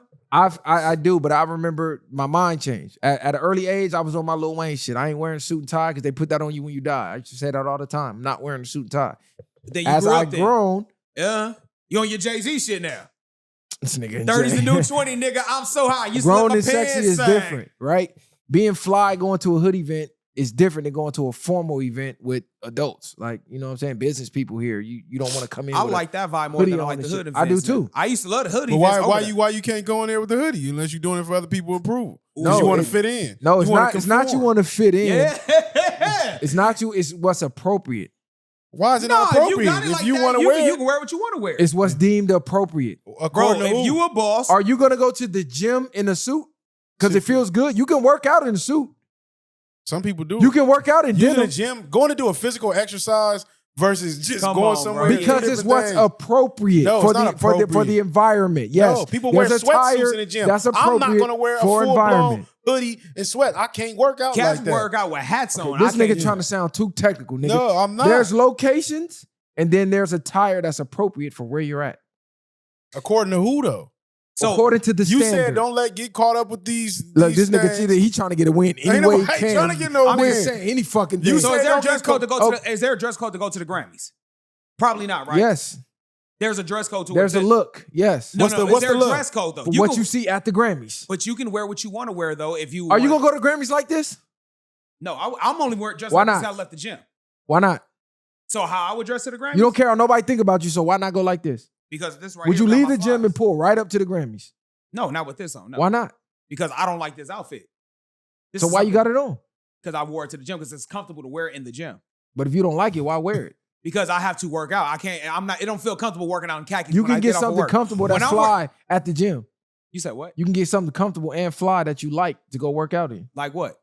Like whatever you like. Like a whatever sweat. you like. Something Something that's deemed comfortable like this. Something that's but deemed it's fly appropriate and to you like. wear at the gym too, because I'm going to do physical working No, out. But if I'm going this. to the Grammy, all I'm doing is sitting there. What I'm saying is this same outfit, you can get shorts that's comfortable that you like. You can get a hoodie What I that's wear shorts to the comfortable Grammy? that you like. What are you You asking? can what I'm- get Crocs that you like. this nigga. So I'm going. This nigga cap. So what I'm saying? No, listen, bro. You liked it because you put it on. No, I liked it If because you it was didn't like it, comfortable, you and wouldn't wear it. I'm coming here to the podcast. That shows my dedication to this. Now, if I had But you liked it, which is why you bought it. the You shorts, bought yeah, some look, shit you didn't this- like, No, this was given to me, bro. This is the homie But from you put it Westside on. huh? but you put it on. Yeah, I'll keep it in my trunk. So you liked it. No, it's convenient because it was free. So I give you something you don't like, you just gonna use it anyway? Yeah, because I'm a grateful person and it will be used. This nigga cap. For real. The fuck? Y'all be trying to sound too technical. Bro, let's to be- not This be the wrong. main Bro, nigga to be hold technical. on. You the right. Listen, bro, I didn't see And then you now, Why do niggas that. and then can't you just know what's admit when they crazy? wrong? He using the Grammys on you. Why After, niggas just can't after admit just when a they couple wrong? episodes ago, we were just talking about how the Grammys shouldn't be looked at as this big ass event or whatever. Why do they even count? But the Grammys, whatever, I would wear my hoodie to the Grammys. This nigga cap. If I'm getting a Grammy or anything like that, what do I give a fuck? It's me at that He's point. cap. You got to be some type of star or something to be. It's To people that even be there. Yeah, but what I'm saying is people been to the Grammys in t-shirts and chains and looked it like that. Who? That wasn't appropriate. Who? Mike Jones. Who? Mike Jones. When? When the fuck was Mike Jones at the Grammys? Who? Like, yeah. He got his dumb ass here. He's so serious. He couldn't even catch it. He ready to grill you so bad. Mike Jones. Who? Nigga, what year was this? Hey, you want his number? That nigga ain't never even made it to You the want to call Grammys. him? Hey, they ain't even catch it. I'm playing along with it. Nah, nigga, I'm playing along with it. This nigga bullshit. He got caught the trick back. See, I want to hey, be out. right The only along way with you it. know a nigga would have caught it if he would have started 281-330-8004. Marketing genius. You still remember the phone Viral number. is one of them niggas, man, I'm in the trick bag because I want to be in the bag. Y'all Yeah, just not right? in the bag. This is Viral. I mean, yeah, he's one of them. He finna think of ways to get you Come for the on, rest of the bro. nigga, for the rest of the month. You always do that, my nigga. This nigga crack. That was These serious, niggas is man. crap, bro. Nigga, who, nigga? Fuck you talking about. Mike Jones ain't never even got a Grammy. God, finna start searching data right now. God. These niggas is cap. Hell no. That's crazy. Damn, what's that movie? I was just watching it. Where they killed his daughter and his wife, and he got to get back and went to jail. You law-abiding citizen? Law Abiding Citizen. Go watch Law Abiding This is a Citizen. great movie. When they think they got you in they trap, they really in your Oh, trap. That's okay. me. So that's what you just did Pay right attention. now? You just I did make you that? think you got me in the trap. He had to reach back for that. Whole He didn't time know I the name wanted of to the go movie. there. nigga. That bothered him so much. Whole He time I coming whole up with all time I these wanted to- analogies Now he and put the phrases glasses on. from movies. Because I see the truth Whole now. time I wanted you to take me there. He like, I nigga. can't believe Short got me like Yeah, he that. did. Short ain't get- Nigga, I got you, bro. See what, man? That nigga is Sorry. crazy. Y'all niggas is boy. Viral, we all have And one, bro. they've been fighting for their life the whole show. I'm just sitting back, weave, Like, nigga, I've been cool. Perry, weave. Come on, cuz. Okay. We know what the fuck. You wearing a going hoodie on. to the Grammys? Ain't broke a sweat. Yeah, I wear a Viral Way hoodie to the Grammys. No, not a viral, just a hoodie. I will wear a Viral Way hoodie to the Grammys, yes. There you go. Because that's you representing you. Are you wearing Exactly. another person's hoodie? I will wear Viral Way hoodie. All Listen, right. once I get the Viral Way merch cracking where it's on some Polo Ralph That's Lauren shit, no I might shit, not though. even wear nothing But else. can I tell you something? That's you. That you're supposed to do that. You That's are the your point. brand, so you're supposed to do that. I'm like 50, nigga. I don't even want to see niggas on camera without the Viral Way shit. And then, Hold on, hey, what the fuck hey, you doing with hey, that Burberry shit on? Burberry paying you, nigga? Yeah, nigga 50 was on some shit back As then. he should though. I mean, he was the Yeah, you niggas the wearing breadwinner. Gucci and all What that. about that thing? I remember you sent that in. Oh, the Yeah. rock paper scissors thing when You seen Walmart basically got they put the black fist up. Walmart never did this. Man, Walmart they home did. with a black people. And they had the hands over That's it. crazy. Walmart never did this. They not sure they rocking and they black and white too. Rock, Oh, paper, no. Okay, they did the black too. Yeah. Oh, okay. They swapped Oh, it. so niggas Yeah. jumped out the window then because they did the black to the white fist. Hold on, but it is the Nah, salute. nigga, it's the same thing. It's the salute, bro. Nah, you right. It's the AA. Hail Hitler, bro. I don't know if we can say that. Even Walmart is rage baiting with the. Oh, That's what I'm Is saying. it even that? Because remember we went down the timeline of everybody that did the hand thing. So are they just putting it out there now? Now they know all the low vibrational people. And I go to Walmart, but the low vibrational people they think go to Walmart is Nah, they catching on to this? use the fist. They know what the fuck they doing. No, but when they did the thing, They did the too, black fist though. Like Nah, that's they did the fist. Of course, we know what they doing. But I'm saying, Whatever. so you think that's only Hitler? Wait, how can we use Hitler as a negative term now when he coming out with all this stuff when Hitler didn't even? I'm not he even. wasn't even Yeah, against that's us. what I'm saying. Yeah. They doing his transcribing his speeches, and Hitler low key was giving it up for black people. So shit. Give it up. Give it up. And you got to think at that Olympics Cup was the only one out of all them politicians and all that to go shake the black nigga hand. So if he hated black so much, why he Jesse do that? Owens? Yeah. All I'm saying is, I mean, listen.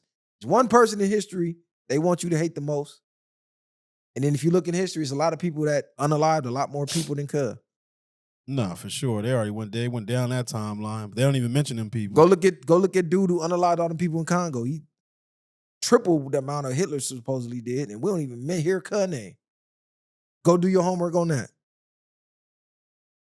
Yeah, nah, that's crazy work. That's crazy work. Everything is just crazy. You know what the craziest shit I heard this week? A female CEO fired 2 employees for having an affair. The 2 employees were married. At work, they hooked up together. She fired them because saying if you cheat on your wife and your husband, you'll cheat on my business. That was the dumbest shit in the world to me. I felt like she should have kept her business if their job wasn't affected. That has nothing to do with it. And neither one of them filed a sexual harassment complaint or anything like that. What I do with my personal time with Exactly. another person ain't got nothing to do with your fucking business. Nah, I You think feel like that was her integrity. She can't fuck with nobody that ain't it don't even. ain't on that. That's Yeah. that female shit, bitch. What the fuck? Yeah, that ain't, as long as it's Oh, not you don't live by the same rules as me? Get your ass up out of my workplace. Exactly. Which is- you get your own business. You ain't And- got to and- worry about that. And you don't know my agreement at home. Did you go talk to that person's husband? Did you go talk to that person's Exactly. wife? You don't know if they got an open relationship. You don't know nothing. You just looking Nah, at it through your facts. female brain that was programmed through the West to say monogamy is the only way of life. And if you ain't monogamous, you're bad. You're evil. You're Yeah. evil. So that was dumb as hell to me. Bitch, Well- mind your business. Don't worry about what I'm doing. well, I'm curious. What kind of company did she run? I didn't even look. I think it was a tech company. I got to look Oh, into well, it though. They got But their own little thing. Tech companies been catching L's when it comes to affairs. Because then the old boy that was hugging this side chick, wasn't he a tech owner? I'm And starting to think that was content. And this is why you got, and it might be content. Because I was I going think to say, that was content. nah, it might be content. Because then you got to, at that point, you in a tech company, you got to become, not even just a tech company, I think in life, you got to become more valuable than money itself. Because that's how these celebrities become to get paid and everything for free damn near. It's like the bigger they get, the more free shit is. You know, and then Because it's you're like, a walking brand now. yeah, exactly. So now you're worth more than money. Man, People for paying you real. for your time. People paying Exactly. you for your experience. People paying you for that. So just know that, man. Yesterday's price ain't today's price, cuz. So yeah, stop, that y'all stop definitely reaching went up. out to me, man. Let you, know Give me free merch. That I'm nigga you pop- feel me? Y'all seen that brand, y'all seen that merch, you feel me? I got you. I'm gonna support it for sure, but you feel me? You ain't It wearing might- that it might- show no more? it ain't gonna be for free. It's gonna cost the fee. Green thing, Nah. mean Yeah, things, acting homie. Pay to different. play. It's regular. It's content. It checks regular. out, It's baby. Definitely checks It's out. just content. Yeah, I think that was free promo for her business. Now you gonna go look. Oh, what company? Yeah, is what that? company she got? Same thing with the Coldplay concert. What happened with that? Right. They stocks shot through the roof and all that. So these companies running plays now. Man, it's a thing now. You They go running to social sports media events, plays. I'm stuff finna like run a play. That's what I'm finna say. Is plays the way to go to boost yourself? Because Yeah. that's what most people do. I feel like the government run plays. I feel like the world is a stage. Everybody's running plays. Not that I agree with the plays, because I don't like the plays because now you get to a point where you don't know what's real and what's fake. Then the AI is making it even worse. They're shooting whole videos through that. Next thing you know, it's gonna be movies through the AI. If they already doing it with the AI. Matter of fact. Are you is the one trying to keep it real the fool? No, that's what I'm saying. Are you? Because okay, if that's the case, then what's really real? Because playing honest in a game where everybody's cheating is suicide. No, that's what I said already. But it's gotta a keep it different. It's a difference between being honest and having integrity versus revealing your hand, letting your left hand know what your right hand doing. Even versus having how you integrity. move. You're having integrity in a game where nobody has none. As long as you have integrity and all that with But yourself. But if you lose, what does it matter? How are you? But what if let's say everybody putting poison in the water, and then you the only one who don't. You the only one that's finna drink the motherfucking poison. You getting everybody good water. You giving your enemies good water. They handing you poison.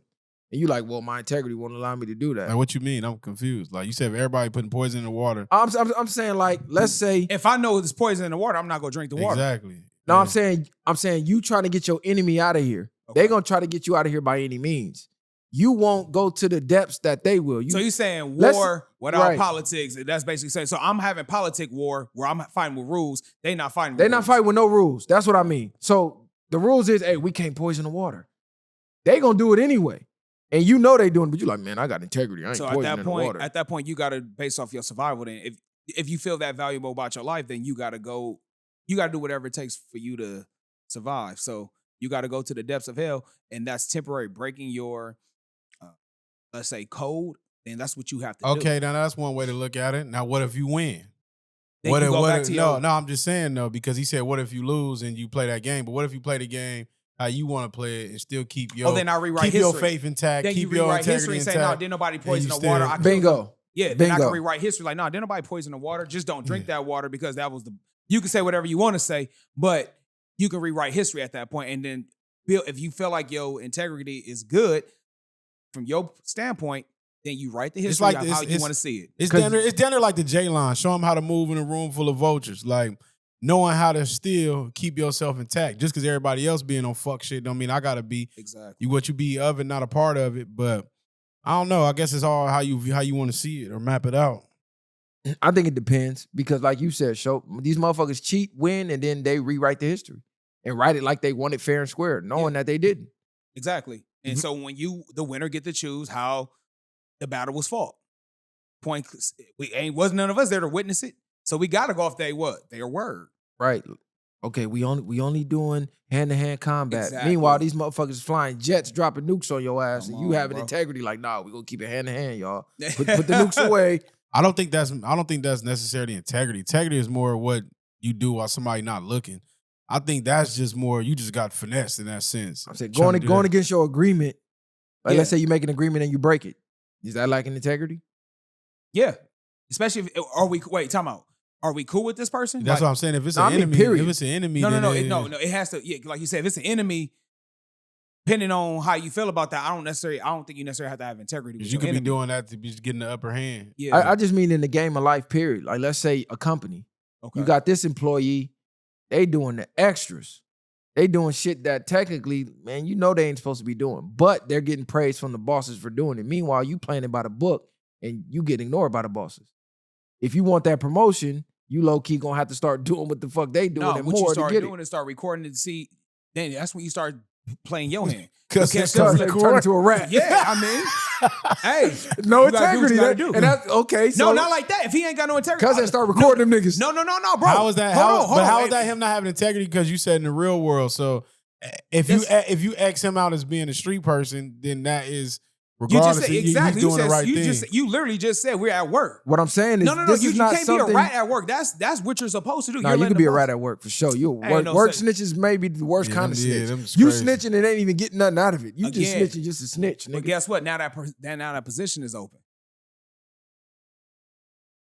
That's crazy though. Nah, I don't. I'm not saying it's cool. But I'm saying now that position is open because you got him up out of there. Let's say like you got him up out. That's not my home. Let's say your boss, no AI allowed. Okay. You doing everything straight brain power. Okay. This motherfucker over here using AI on the low. Yeah. And is smoking you. You know he doing it. You just can't prove it. Are you gonna keep just doing straight brain power? Or are you gonna be like, man, fuck that. Let me load my chat GPT up so I can compete.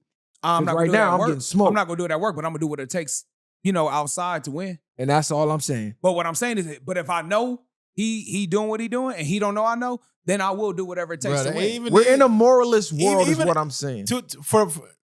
For the most part, we are. But just because everybody else putting dresses on, it don't mean I'm putting one on. Where the fuck did the dress come from? That's my point. Like you saying, just because everybody they're playing without rules. You trying to make it sound so good. Talking about chat GBT with this nigga. Cuz came with the dress. This nigga went left field. No, nigga, that means you still can keep things intact. Just because everybody else is moving that way don't mean you have to. But only thing I'm saying is playing fair in a game that's rigged is literally suicide, is what I'm saying.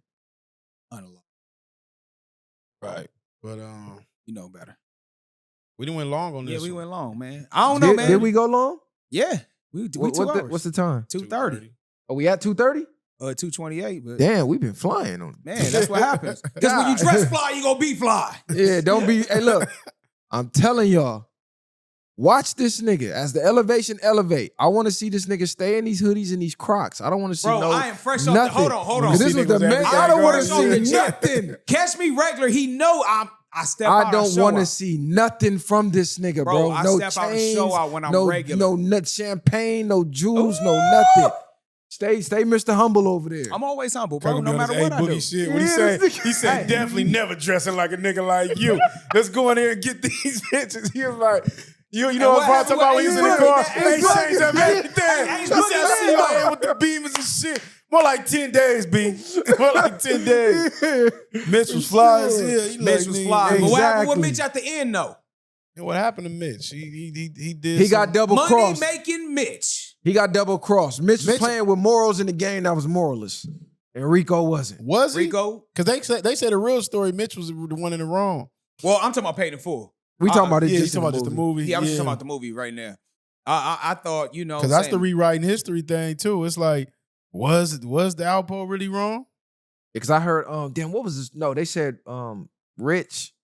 Rich had got the plug and didn't tell Alpo or some shit like that. Nah, they said he was getting the bricks, but that's like me getting the bricks. He was I tell you, we getting them at 13. 14, and we really getting them at 21. No, for less. No, yeah, but I'm charging you more. Yeah, we I'm get them for giving you 13, more. but I'm charging You you 21. 21. You're supposed to do that. Then when no, you not. No, nigga, I'm not your for man. boy. Nigga, I'm your right hand man. Nigga. Yo, And then I know. tell you, then you got me basically whooping my feet this whole time. That's what Alpo said happened. Yeah, so now Yeah. then he said I'm gonna give him one time, basically like, and they talk about that I think in the Bible too. Like if somebody you ask them, they speak the truth, then you can still trust that person.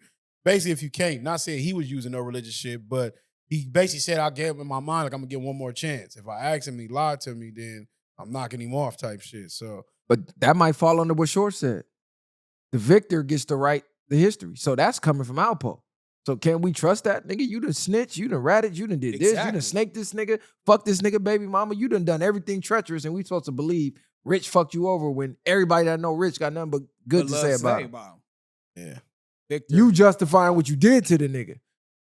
That's it. Is he justifying what he did, or could that really be what it is? Now And then because it's like at that point you already had life, and then what is it to rewrite the story? What is it to lie for? You didn't care to snitch. You didn't care about nothing else. Why lie about that part of a story? Why not lie? Because it make you look noble in that part You're of the not story. noble. You're a snitch. No, We- that you- part of the story. You But it didn't snake doesn't- my. I but didn't you- snake my man's. How much do you care about being noble at that point if you moved how you moved anyway? Evidently, he cared. The nigga still trying to be in the limelight. He's still trying to justify and, well, technically this, that, and the third. He still cared. He moved like he We need to cared. do a movie review on Paid in Full for the folks. Now I'm talking about, did you see Alpo's real interviews? The interview, I seen parts. I haven't seen the whole thing, but I have seen it when they was interviewing. Because, you know, he had jail interviews too with I don't know why they ain't did nothing on Wayne Perry though. the Don Diva mag. That's crazy. They try to paint Wayne Perry to be gay. That's the craziest shit. They try to smut his whole, but you know what? I don't believe it because Wayne Perry didn't snitch. So by him not snitching to the streets, he's a martyr. So now they got to put some type of smut on him. Oh, he gay. He had a boyfriend on the low, and this is why he was unaliving everybody. Yeah. Because matter of fact, I think one of his wife or his girl or somebody just did an interview. And she was coming out saying that, man, Wayne ain't never gay. Wayne had the most bitches in the city and this and that. And nigga, they trying to smut Wayne, and she just had an interview. They trying to put the smut on the real nigga. Yeah, for sure. Well, by the street standards. Right. That was crazy. There's a lot of movies that we could review though. Go look back at. But Paid in Full is for sure a classic. I want to see what they really gonna do with this series stuff. Oh yeah, with that. 50. Oh yeah, y'all see Yeah. that shit I sent y'all about 50 got the headquarters now Oh, he officially finally in got Louisiana. this is probably why you said he got all that emotion. He got the I thought he been had it back then, but the whole No. time they was still He building. was it. still They was building building it. it. But Just now it's opened. like he like basically on this Tyler Perry, but in Louisiana.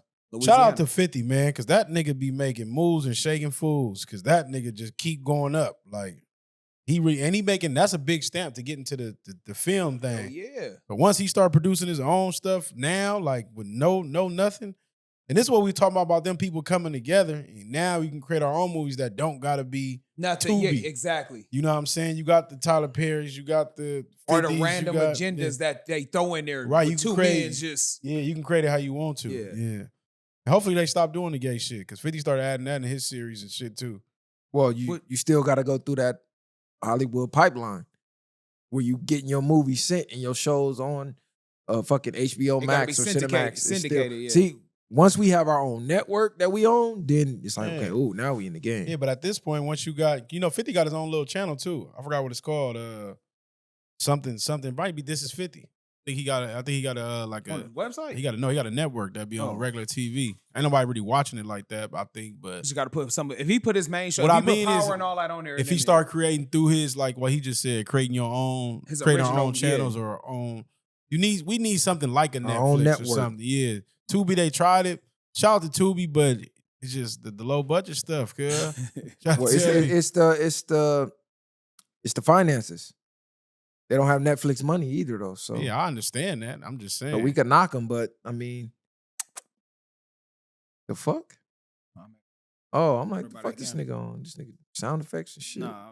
Look, take the glasses off. You can't see. This nigga out of energy. Man. Well, this was another good one for y'all today, like, man. subscribe, put the hype button. Tap in, man. Y'all already know. You Viral way or no way. Man. You see Viral get the victory with the 2v1. Fuck him, nigga. Viral with the victory. Hey, Viral with the victory with the 2v1. Hey, look, I'm gonna drop the mic on these niggas. Now you feel like he was double Hey, mic drop on these. Mic drop on these niggas. Now you sound like he was double teamed, which is crazy. Ain't no handouts, I did it from the ground up. In the streets, thugging hardest where they found us. Got a problem, nigga, watch my troopers mount up. My bitches bang too, and you a lame though. You niggas ain't outside, yeah, we came through. You want your lights up, we put you on the shake.